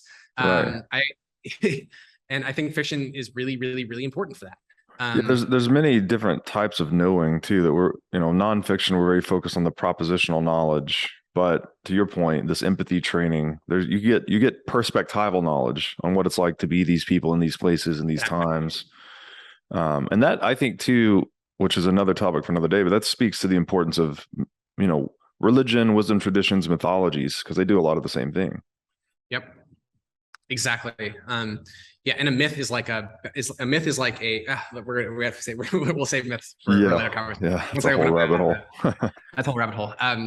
But yeah, so with fiction, you're basically, it's like multi-perspectival training. And like, every character whose mind you go into, like the author, let's say the average fiction story, if it's an adult fiction, let's say the author lets you into 5 people's minds, like on average per story. That's like 5 separate people that you have like lived vicariously as, for like minutes to hours. And so, yeah, just heavy duty, like empathy, weightlifting. So anyway, the high level thing is like, if you don't like a song, you skip it. If you don't like a book, you should skip it. And very importantly, you should not read a book from start to finish. I mean, you will read a lot of books from start to finish, but you should always consider first, before you start reading the book, like what are the, like, you should at least, and try to say this out loud yourself if you can, like go to the table of contents and like really reflect on like what information is in this book. Because I can't even tell you how many times I've made this mistake of like, I stopped reading a book pretty quickly because I was not enjoying it. And it's just because the author, like that particular chapter was like too basic for me or something. And I just gave up on the whole book instead of just like skipping that chapter, which I could have easily done if I would have just looked at the table of contents and then realized that that chapter was never going to be interesting to me. They tell you in the table of contents if you're going to like the chapter or if you have any chance whatsoever of liking the chapter. So yeah, I can't emphasize enough the importance of like really like spending at least like 2 minutes in the table of contents to make sure, just think of every book as like a bunch of blog posts. And like, you wouldn't give up on a blog necessarily if like you read like a few, pages and didn't like that blog post. You might like scroll through and look at the other blog posts to make sure that like there wasn't other, blogs that like look more interesting, right? Like when you start reading, you start listening to, What is Money? Like you don't just necessarily start with the first episode and go. Like you like browse and look for the ones that seem kind of interesting to you and you download those, right? Or maybe you download the new ones as they come in, but you don't usually start with that necessarily, right? Anyway, so the key thing is like skip the things that aren't good, because also a lot of books suck. Like they're fluffy, low signal garbage because they were like, there's all kinds of like perverse incentives in the publishing industry where people like want to pad their word count for various reasons. And they take like a book that should have been, 200 pages and they extend it out to 300 and 400 and 500 pages, which by the way, a fun hack is that you find books that are non-traditional length, they're more likely to be good because typically like the author like had to violate the rules on how long to make the book, which is actually good because like if it's like if it's like a Random House or like a major publisher, they're going to like try to fit you into a few buckets that all the books are like the same length. And if you see a weird number of pages, it's like oftentimes a good sign. So because they had to decide on it.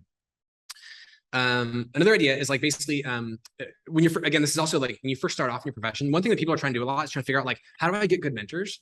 Like one mistake that people make all the time is that like, they don't like, you should read at least 3 books about your chosen field before you try to find mentors at all, because you're going to get absolute shit mentors if you haven't even read 3 books about your field. Because even if you get a meeting with somebody who could be a good mentor for you, like you're going to ask them dumb questions that like are going to scare them off, because they're going to be like, man, I really don't want to have to explain to you the basics of how this stuff works. Like the best people, their time is really valuable and they don't want to be teaching like economics 101. Nobody who's like the top in their field, like no like Nobel Prize winning physicist really wants to be teaching physics 101, right? And if you ask them 101 questions, they're not going to want to spend time with you. So an example of this is like, so a buddy of mine, he's like really, really smart, really hardworking. He basically had a bunch of failed startups in a row. Like one of those guys who was so close to being rich, but wasn't rich because he just couldn't quite get to the finish line and need startups. He's like, all right, I'm serious. Like I'm starting a family. I really need to like make money now. I'm gonna go into real estate and do it. he's like, I'm going to start by using mentors and so on. I was like, wait, before you do, read 40 books. He reads a lot too. So this isn't like a day. So I was like, read 40 books about real estate investing. And then the way you use mentors is like that way you'll have like, remember in real estate, like read a real estate book, like some guy spent his whole life becoming world-class at like a very specific type of investment strategy. Like he does like apartment syndication, or he does like multifamily in this specific niche or whatever. Like that guy will, a lot of people like, especially at the end of the career, either to build a brand or at the end of the career, they want to give back. Like they write a book where they compress their entire lifetime's knowledge into like a how-to manual for how to like invest in this kind of stuff, right? So go read like 40 books on real estate investing. And then the way you use mentors is have them basically help you with very specific situations that you can't get from a book. So for example, like you're considering buying a short sale, like a property, and it's got some hair on the deal, and you're not quite sure if this is like too messy if you get involved with this. And there's this one weird clause in this contract, and you've got this mentor. You don't want to ask him like, what kind of houses should I buy? Ask him, is the seller trying to fuck me with this weird clause? And he might be like, oh my God, run away from that deal, run away, you're getting scammed. And like, but it's not kind of thing you would have read in a book. It's like too niche, right? It's like, that's the kind of thing where like, you wouldn't know that unless you'd read a bunch of books. And then you ask that mentor that very specific question, just like a consultant would. So that's how I've used mentors in my life, is like people that are like tactically useful for very specific things. And they can answer very quickly. And then if you ask people, by the way, if you ask people like yes, no questions, like almost everyone will answer like a thoughtful yes, no question.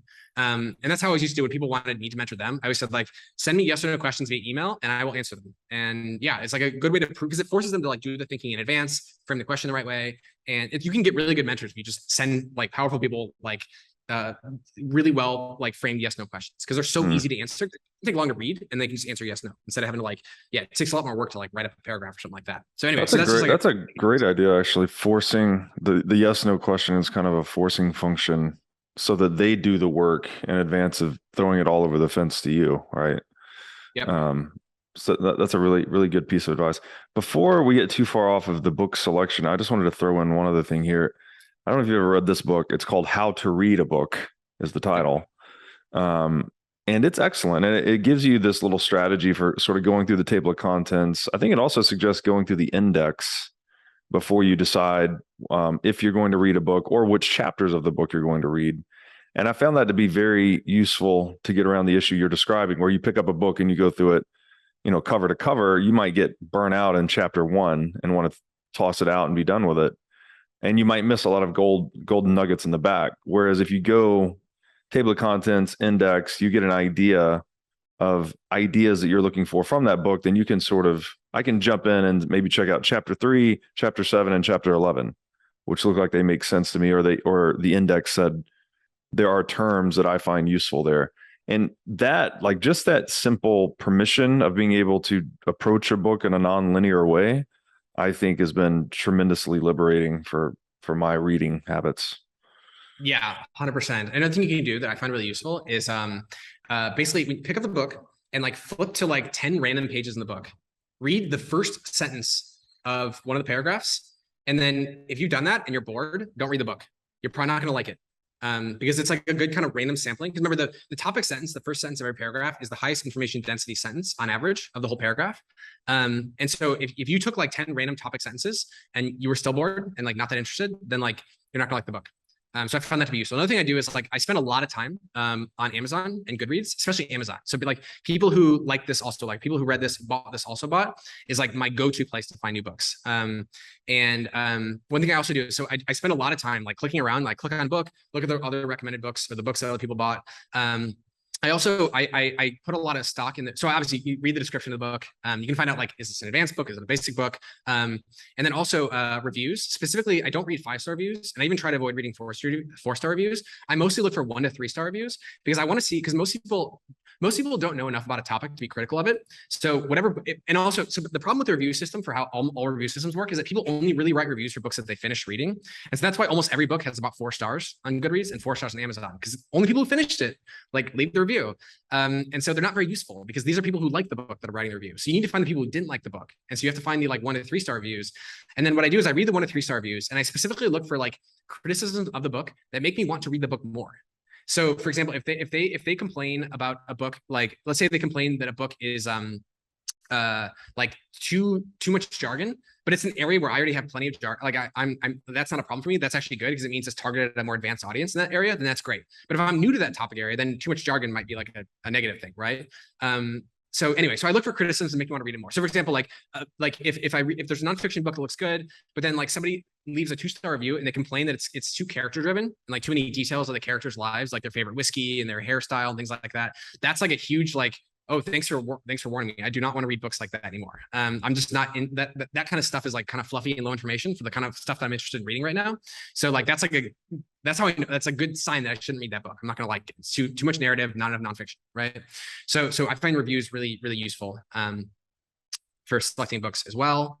Another thing too is like a really, really important idea. This is like another one of those things. I think it's like a very it's much more like a right curve take that like I would have disagreed with when I was like more mid curve, is like just read whatever is interesting to you until you have a habit of reading. And to some people that sounds obvious, some people that sounds wrong. Like you should read like things that are gonna be useful in your career or like help you achieve your goals. But like seriously, the most important thing is to build a habit. And if it's interesting to you, then it's what you should be reading. And if it's fiction, read fiction. If it's like narrative nonfiction, so I've noticed one pattern is that a lot of times people get started with like fiction, and they go from fiction to narrative nonfiction, which is kind of like half fiction, half nonfiction. You know, it's still story based, and it's books like Bad Blood and like things like that, right? It's still very much a story, but it's like a true story. They go from like fiction to narrative nonfiction to like proper nonfiction to like more scholarly academic like nonfiction, and then eventually you end up at math. They're like, I need to understand the fundamentals of how this stuff is working. But don't start with math. Don't start with like the dense stuff. What happens I've noticed is like, let's say you're reading history. So I read a lot of history, and like I noticed when I first start, like I just want the stories. Like give me some good stories about things that happened in the past, right? Then eventually I'm like, man, I've seen so many instances of like a revolution leading to like the peasants burning the like local record books. And like that seemed weird to me when I first started studying history. Like, why would the peasants, the first thing they do is like go to the local courthouse equivalent and like burn the records? And I realized it's like, oh, well, it's taxation. It's like if the state knows who you are and like knows how much property you have, then like the state can tax you, but the state can't tax you if they don't know who you are and how much property you have. So like that's a way, like, because a large percentage, if not most revolutions in history were tax related. And so that actually like makes sense. But like if you don't know that pattern, then it seems kind of weird and random that like they're going to burn the records, So anyway, so the pattern though is, I mentioned, is that basically like you start off with like lots of stories, and then you're really, really, really hungry for theory, and then you got to read some theory, and that might mean that you got to read some like more dry books, more academic books, but like you'll be so hungry for theory that you'll be like, yeah, give me the comparative politics textbook, which will be great fun to you, but only if you have enough of the priors to like find these academic models interesting, and then the game theory and all the dry, like the math will suddenly come to life if you have enough of a math background, understand it. But if you don't have the math background, like the theory will still be interesting to you. And so then you keep going back and forth in a cycle from like theory to experience, theory to experience, theory to experience, stories and theory. You need to have both in in the right ratios. Another thing too is like basically as far as like the importance of motivation, the reason why you want to start with things that you really enjoy reading is because like you just won't, if you have to, okay, a big red flag is you have to memorize things. Memorizing things is not good in general, because memorizing means you're basically like coercing yourself. And like it usually means that you weren't intrinsically motivated to remember it. Not always though. Sometimes you gotta remember things. You're learning a language, like you gotta go and memorize like 500 words or 1,000 words or something, right? You want to learn a programming language, you gotta remember a bunch of functions and calls and things like that, right?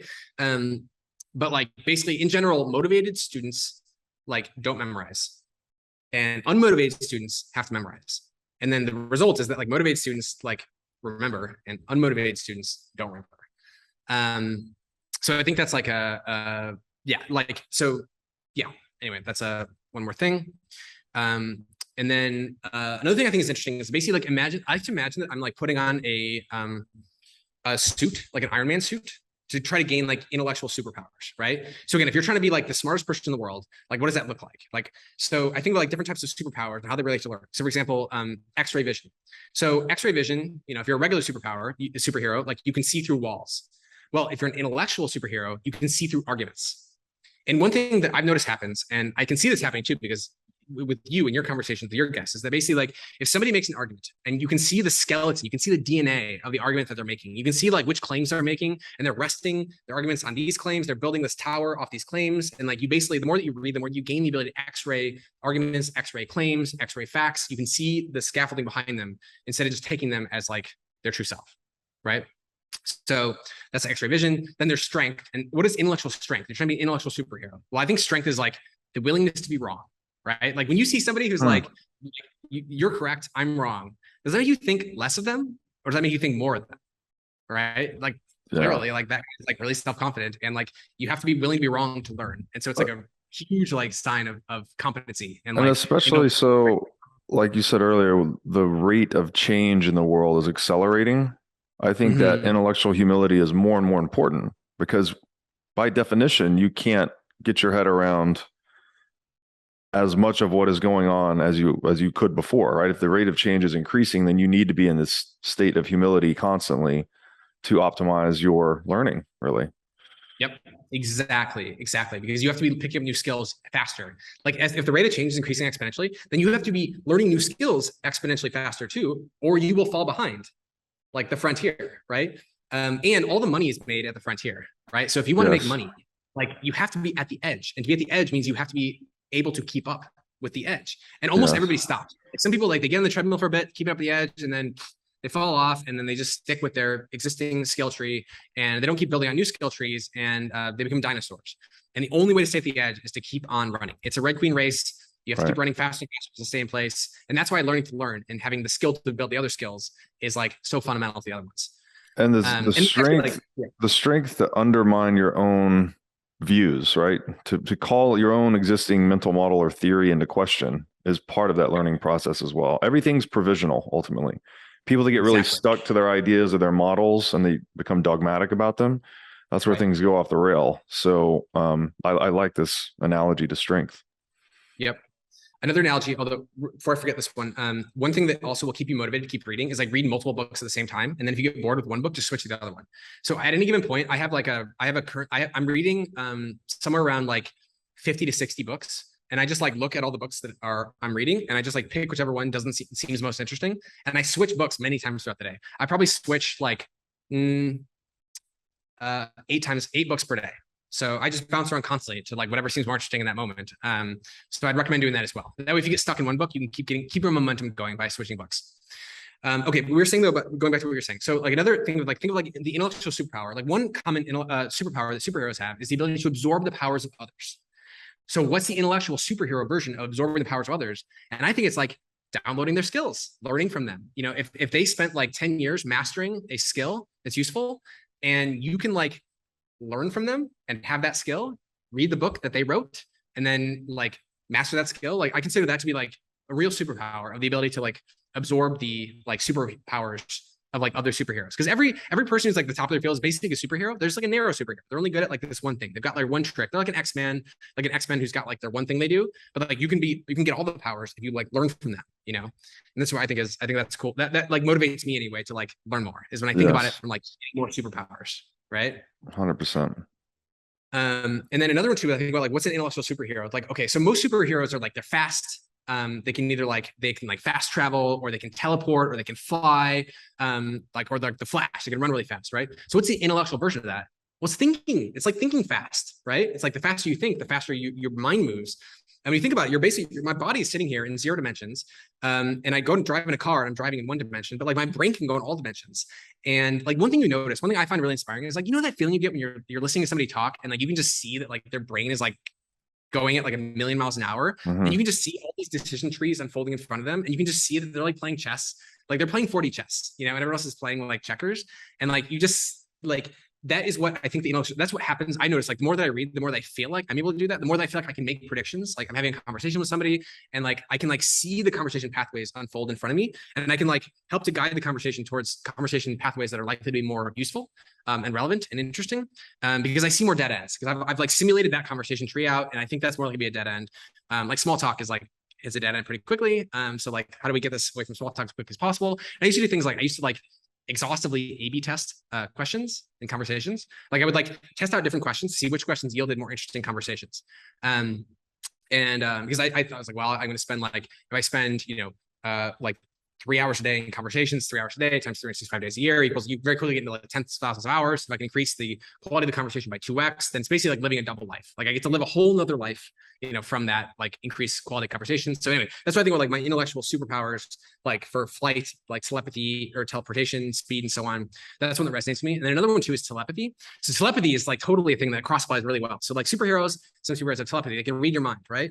Well, that's what reading does. Like the more like fiction that you read, for example, the more like nonfiction you read, like the more that you've like simulated what it's like to be like I read a book about like a Mumbai slum dweller, and I have like some degree of empathy now with what it's like to be a 10-year-old boy who's like a trash, like has a dangerous job in a Mumbai slum. And then I read another book about like a Victorian England, like, housewife. And I read another book about, and so basically every single person's head that you go into gives you the ability to like simulate the world from their perspective. And then you can make better predictions. So if you're trying to like sell a product, or you're trying to, just advance your career, whatever it is, like you can make better predictions what the person's thinking and feeling, which is like telepathy in the real world. Like it doesn't have to be magical, although I think it is magical. I think it's good just for leadership of any variety too. There's this old quote from it was a Navy captain. He said, "The job of the captain is to see the ship through the eyes of the crew."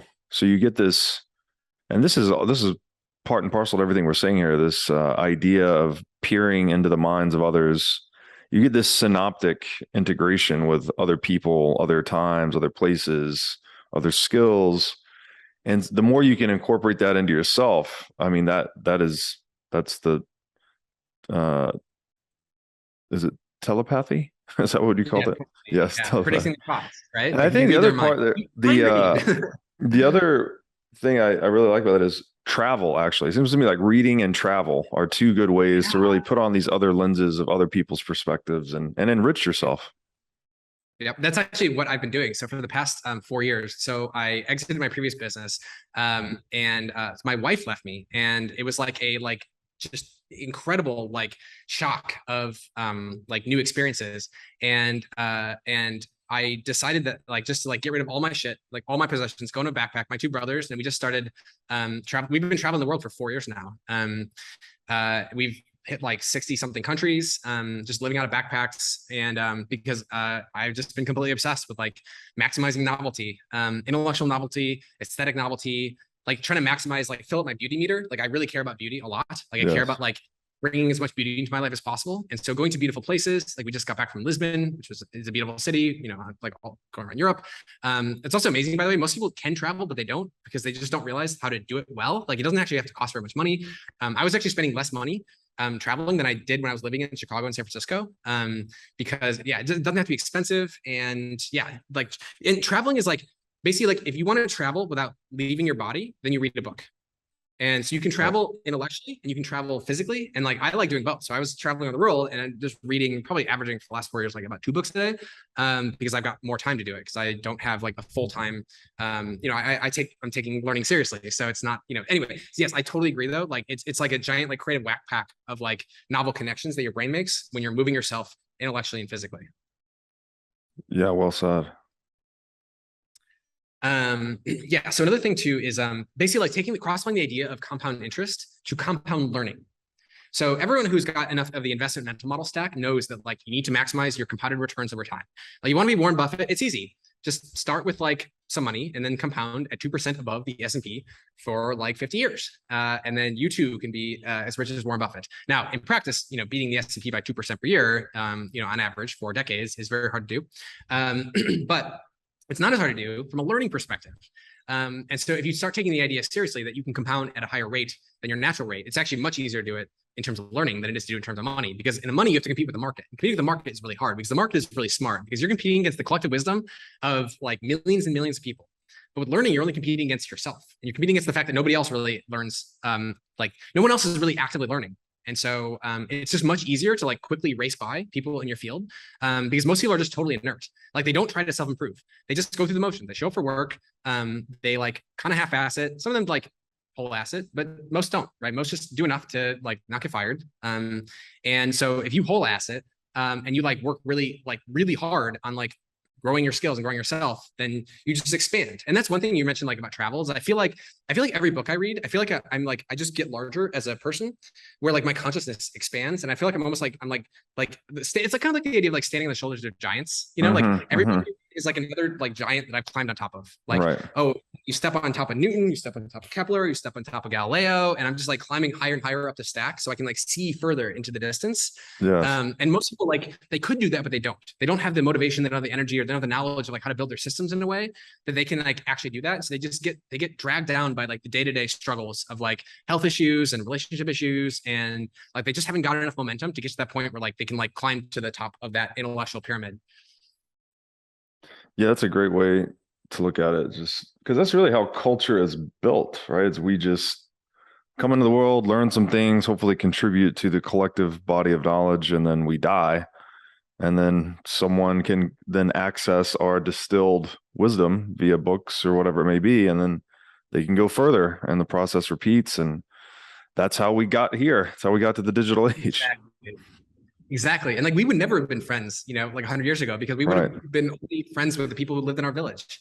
And so there's this acceleration of the fact that like you can go it's easier to find the frontiers of human knowledge. So I like to imagine myself as like, imagine like there's a river like cutting through there's like a river of like humanity that's like carving out pathways and like, you know, growing wider and wider as there's more humans, we make more progress, and like each of us are just like individual water molecules. Like I'm an individual water molecule, I'm like trying to carve out like a new pathway through the rock, and I'm like banging my head against the rock trying to like carve out a new channel so I can hopefully create a new giant tributary where I've contributed by like identifying, you know, like creating a new scientific field, or like creating a new industry or something. Like I want to be the next Satoshi in some ways, right? Like Satoshi is such an inspiration, because Satoshi is like the perfect example of like, if you're smart enough and you have a broad enough array of interests. Because, you know, Satoshi was obviously brilliant, and he obviously was able to like cross-apply ideas from a bunch of different industries.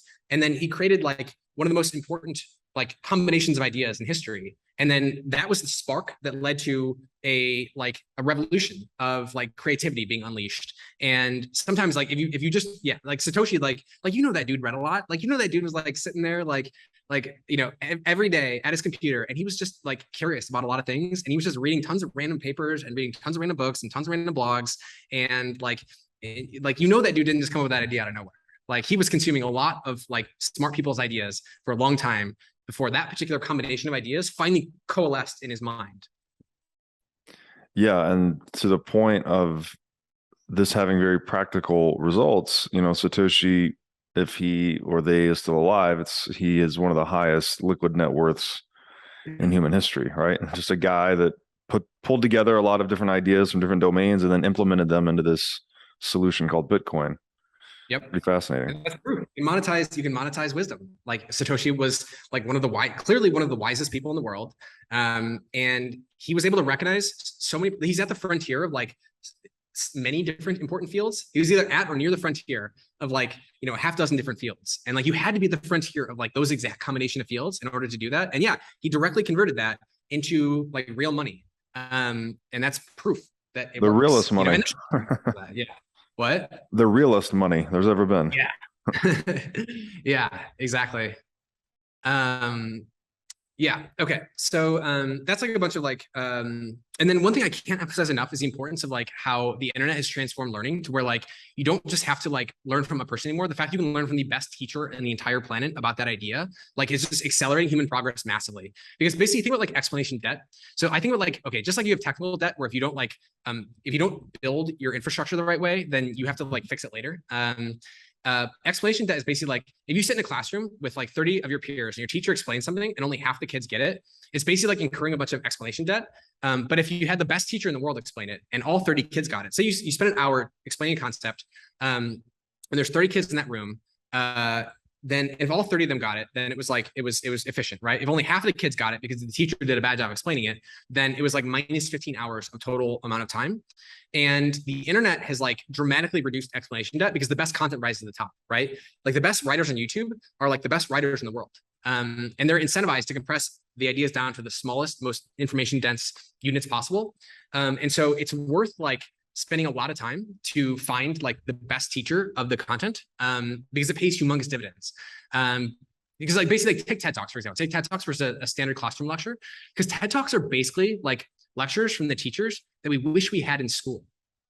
Because you're taking like one of the best people in their field, talking about the most exciting thing happening in their field, and they're explaining it in a way that has been like, you know, they put a lot of work into that lecture, and it's just it's a super dense information payload to like trigger curiosity about that field. You know, it's not intended for you to be anything more than like an introduction to like maybe an exciting like research area, but it's like the perfect tease for like getting to the frontier of that field. And so it onboards a bunch of people into that like particular funnel. So then maybe one day become like a biomedical researcher because they saw a TED Talk one day that like made them think like, wow, like the microbiological world is really cool. And like, I would like to study that. So basically I think like the internet is like, in many ways, it's a rocket ship for the curious, but it's also a tabloid for the non-curious.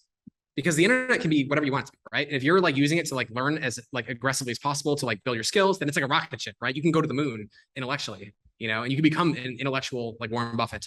But like most people just go on Instagram and they look at like fashion and you know, and like very status-y oriented things. And I think that like has its place too. Like my current steel man for that is that like, you know, raising your status is actually like critically important, like from an evolutionary, you know, like biological perspective. And so like Instagram is basically like status teaching. It's not so much intellectual, but it's status teaching. And so if you like, you learn how to like raise your status in different groups and like, that's useful as well. And I think society benefits greatly from having, basically, I used to think that like fashion was all silly and like kind of pointless and just like a waste of time. But then it's thinking, again, go back to the idea of like thermodynamic allowance and like humanity spent like, I don't know, let's say it's like 10 to 15% of its entire thermodynamic allowance on like fashion and like style and beauty. And like, was that all a waste throughout all of human history? Because it's been really common that people like say that like, oh, like, you know, fashion is a waste. But like, that's a pretty expensive thing to be wasteful of. And I was thinking about it more, I was like, maybe what's going on is that like, you know how when you go in a company, like there's real important information conveyed in people's titles. Like, you know, that somebody's like VP of engineering versus like the VP of marketing, like, so the hierarchy, where they're in the rank, like which department they're in, like, and it's, you wouldn't think of that as being like pointless, like, you know, status games, right? You think it was like, oh, that's like how you efficiently organize like a company. It's like, you need to have like clear, like chains of command, and you need to have clear responsibility for different areas, and you need to have visible expertise. So I know that like, you know, I've got like an IT problem, I call IT, right? And I specifically call the like InfoSec guy, I've got this issue and so on. And I think all of society basically works the same way. And that's why people spend a lot of energy and time on fashion, because fashion is like basically like you saying, like, think of like you go to a hospital and the nurses all have different, you know, like their scrubs are different colors. You can find out like, oh, that's an ICU nurse. Like that nurse is like, her specialty is this, and that nurse's specialty is this. And then you have like a rank order of like how experienced they are, because like you want to triage, somebody comes into the gunshot wound, you got to triage right away.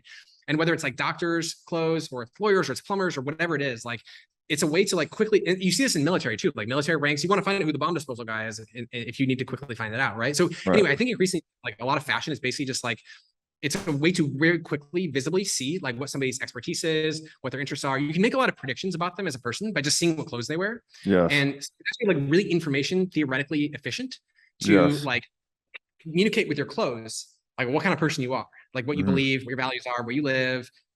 Religion obviously is a big example of this. Like if somebody's wearing a yarmulke, you know, they're Jewish, you can make tons of predictions about that. If you know they're Jewish, right? If you're a Jew, you can trust them more because they're the same religion, or, you know, you can trust the Muslims more if you're Muslim, trust the Christians more if you're Christian, which means you business with them, you can coordinate with them, etc. So I increasingly think fashion is like basically playing that same role of like badges that communicate really valuable information, which helps us coordinate more efficiently so that we can build larger and larger hold-ons. We can build like color hierarchies, we can like space fill, you know. Right. Yeah, no, it's a great point. I've thought a lot about this too from a slightly different angle.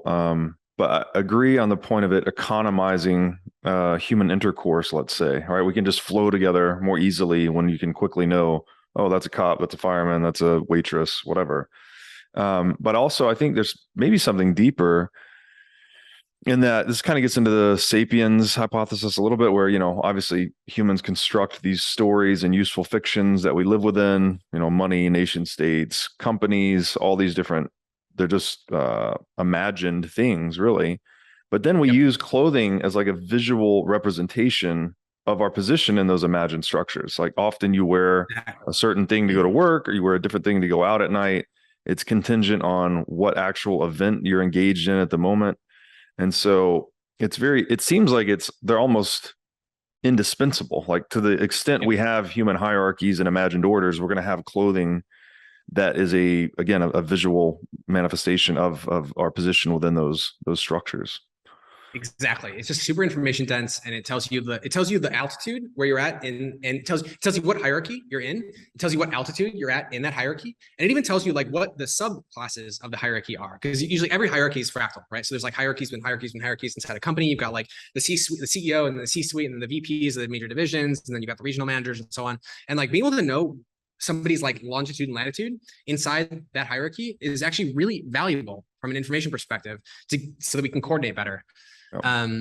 Although I'm realizing I got off topic for that. That's going to open up a whole new thing. So yeah, that goes into the mythology thing too. I haven't even talked about like, how do you actually retain the stuff yet, which is obviously really important. Most people don't retain very much of what they learn. Although one mistake people make all the time is they think, well, if you can't say in words what you learned from the book, you didn't learn anything. And that, I used to believe that too. I used to think like, well, if you read a book and you can't explain to me like anything you learned from it, you didn't learn anything from it. And like now I think that that was sort of a mid-curve take. Like there's tons of things that you can know, but not be able to say in words.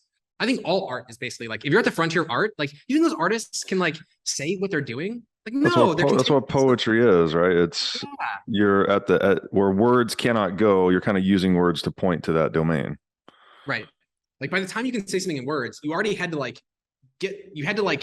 that's like further back in the process. Like the frontier always is wordless. And then words come later when you explain what it is that you already figured out, like subconsciously.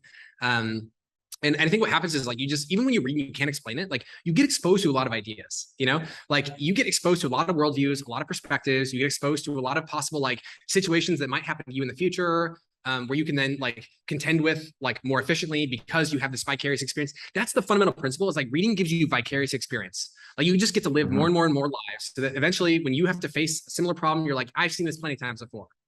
And like, well, have you? Right. It's like, well, not my physical body, but you know what? Like I vicariously experienced this so many times because I read so many biographies of so many heroic, like, role models that like, I kind of feel like I've been here before. And so I kind of feel like I know what to do, and I'm not spitballing it, I'm not winging it. So anyway, so I think it's kind of a mid-curve take to think that like, if you can't say in words, you didn't learn anything. That being said, it's good to say in words if you can. Yes. That's a great point. But I do agree, even in my own learning experience, it feels that way. You kind of have this, there's an author that called it a dim apprehension of things. I don't know the exact quote. You have these dim apprehensions about things, like an intuition about an idea. Like you can kind of feel how a system might operate, but you can't verbalize it.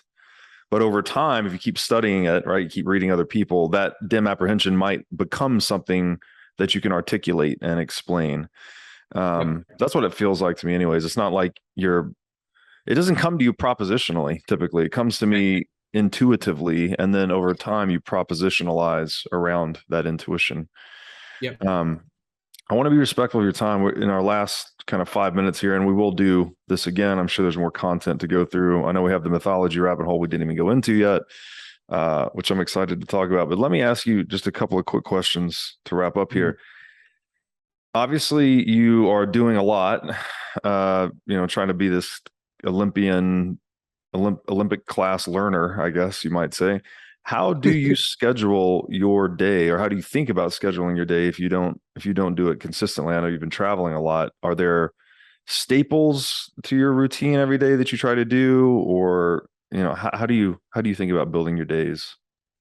Yeah, I actually work super hard. I have a super regimented day. I wake up at the same time every day. I go to bed at the same time every day. I have lunch and dinner and breakfast at the same time every day, because the only way you can travel for 4 years and be productive is if you have like really robust daily routines. And I've got all these different like accountability systems and like checks. I have like, for example, my brother, who's my co-founder and my partner. We have like daily check-ins every day on the projects we're working on. I also have daily check-ins with my girlfriend, Kat. And so we have like different things we're working on. So for example, like every day with Drew, I've got like right now it's like 5 things every day. This is like actually about 80-20 of all my productivity comes down to like my daily check-ins. So for example, with Drew, I've got like 5 separate things I'm doing every day. So for example, one thing I'm doing every day is actually, it's gonna be a long explanation. I can't do that right now because we only have 5 minutes. And I didn't get into any of I only talked about like the selecting books and reading faster part of it. I didn't even talk about the other two categories, which are how do you retain it and then how do you apply it, which is a whole lot more, which I won't go into yet. Anyway, so from a routine perspective though, I've got different things I'm working on. So for example, like what did I eat? Like, did I eat as healthy as I wanted to? I have like very specific things there. I've got things related to like, did I work out? So I work out every day. Did I work out? Stuff like that, right? So I've got like 5 check-ins with Drew, and I've got 4 check-ins with Kat. And then I basically, a typical day for me is like I get up and I go out and I basically work from cafes and restaurants throughout the day. So I'll go like do a cafe in the morning, then I'll do another cafe or restaurant in the afternoon, usually with in some beautiful place, like a charming European square or like some like mountain view, whatever. And it depends where I'm at in the world, right? But I'm solving for beauty and different types of vibes. And I'm doing some combination of like working on making sure that we don't accidentally, like AI doesn't accidentally lead to existential risk.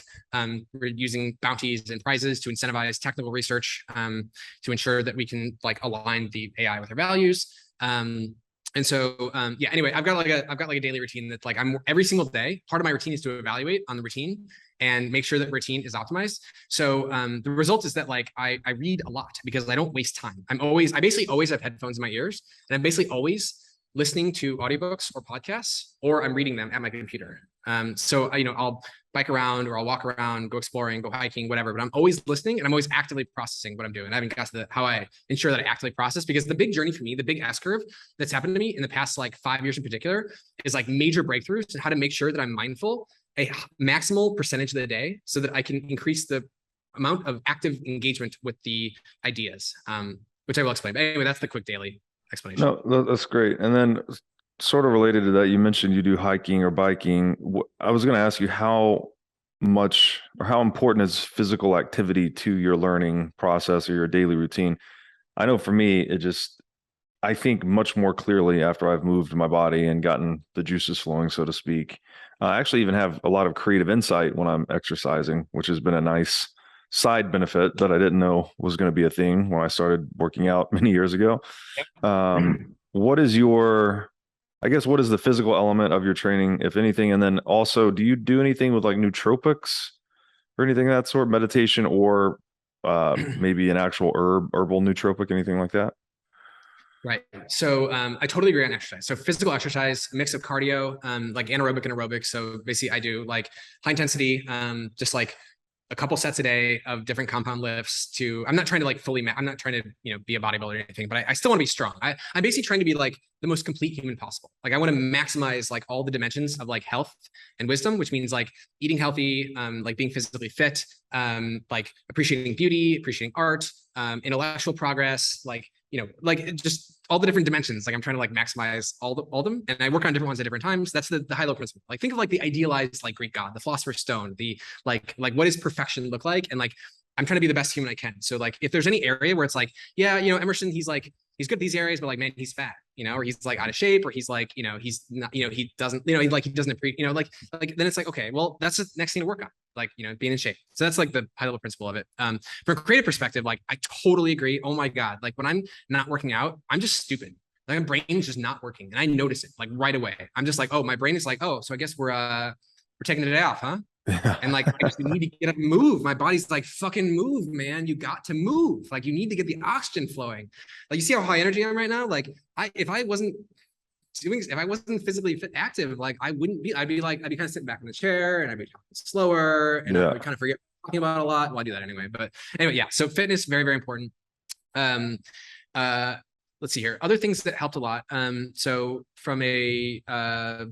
So psychedelics really helpful for me. I haven't used any psychedelics in years, but like I did in the past, and they were really great from the perspective of like encouraging me to like step out of my existing boxes. I feel like they flattened a lot of my belief hierarchies in ways that were really good because they encouraged me to like reflect more on what my values were. And there was a whole bunch of things you mentioned, like meditation. So like, yes, I have read and practiced a lot with different types of like Eastern traditions in general. And actually that's what we'll talk about maybe next time when we have more time, is like basically what I was like, how do I apply all the best practices from thousands of years of experimentation and innovation in mindfulness practices and attention control? How do I apply all those best practices to rapid learning?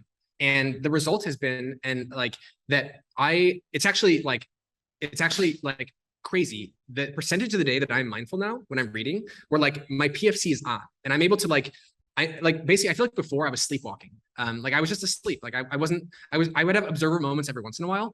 But I wasn't really there. I was mostly just like an NPC automaton that was like colliding with things randomly. And every once in a while I'll be like, oh wait, should I be colliding with these things? And I can actually stop and pause and reflect. But anyway, I've got a bunch of hacks that we'll talk about next time because I tried everything. And anyway, a lot of experimentation, a lot of good stuff there. So I'm a huge fan of those kinds of practices as well. Awesome, dude. Well, this has been a super insightful conversation. I'm excited for the next one too. excited to start implementing some of these techniques into my life personally. So thank you again.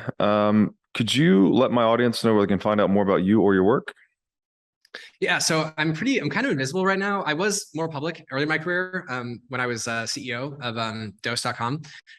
Now probably like at some point I'm going to like start sharing more. This is actually the first this is the first podcast I've done in years. I've said no to every podcast for years now because I'm basically just like I'm doing the metaphorical like like going in deep into the cave of like research, and then at some point I'm going to come out and like share. But like this was just unique because like I just fucking love your show, and it's the audience for this is like exactly the right kind of audience, and so I was like, okay, this is we're gonna this is gonna be a fun conversation. All right, so but like Twitter like is probably the best place to follow me. I'm just at Emerson Spartz on Twitter. That's Emerson Spartz on Twitter. It's probably the best place for now. Beautiful, Emerson. Thank you so much, man. Yeah, this was super fun.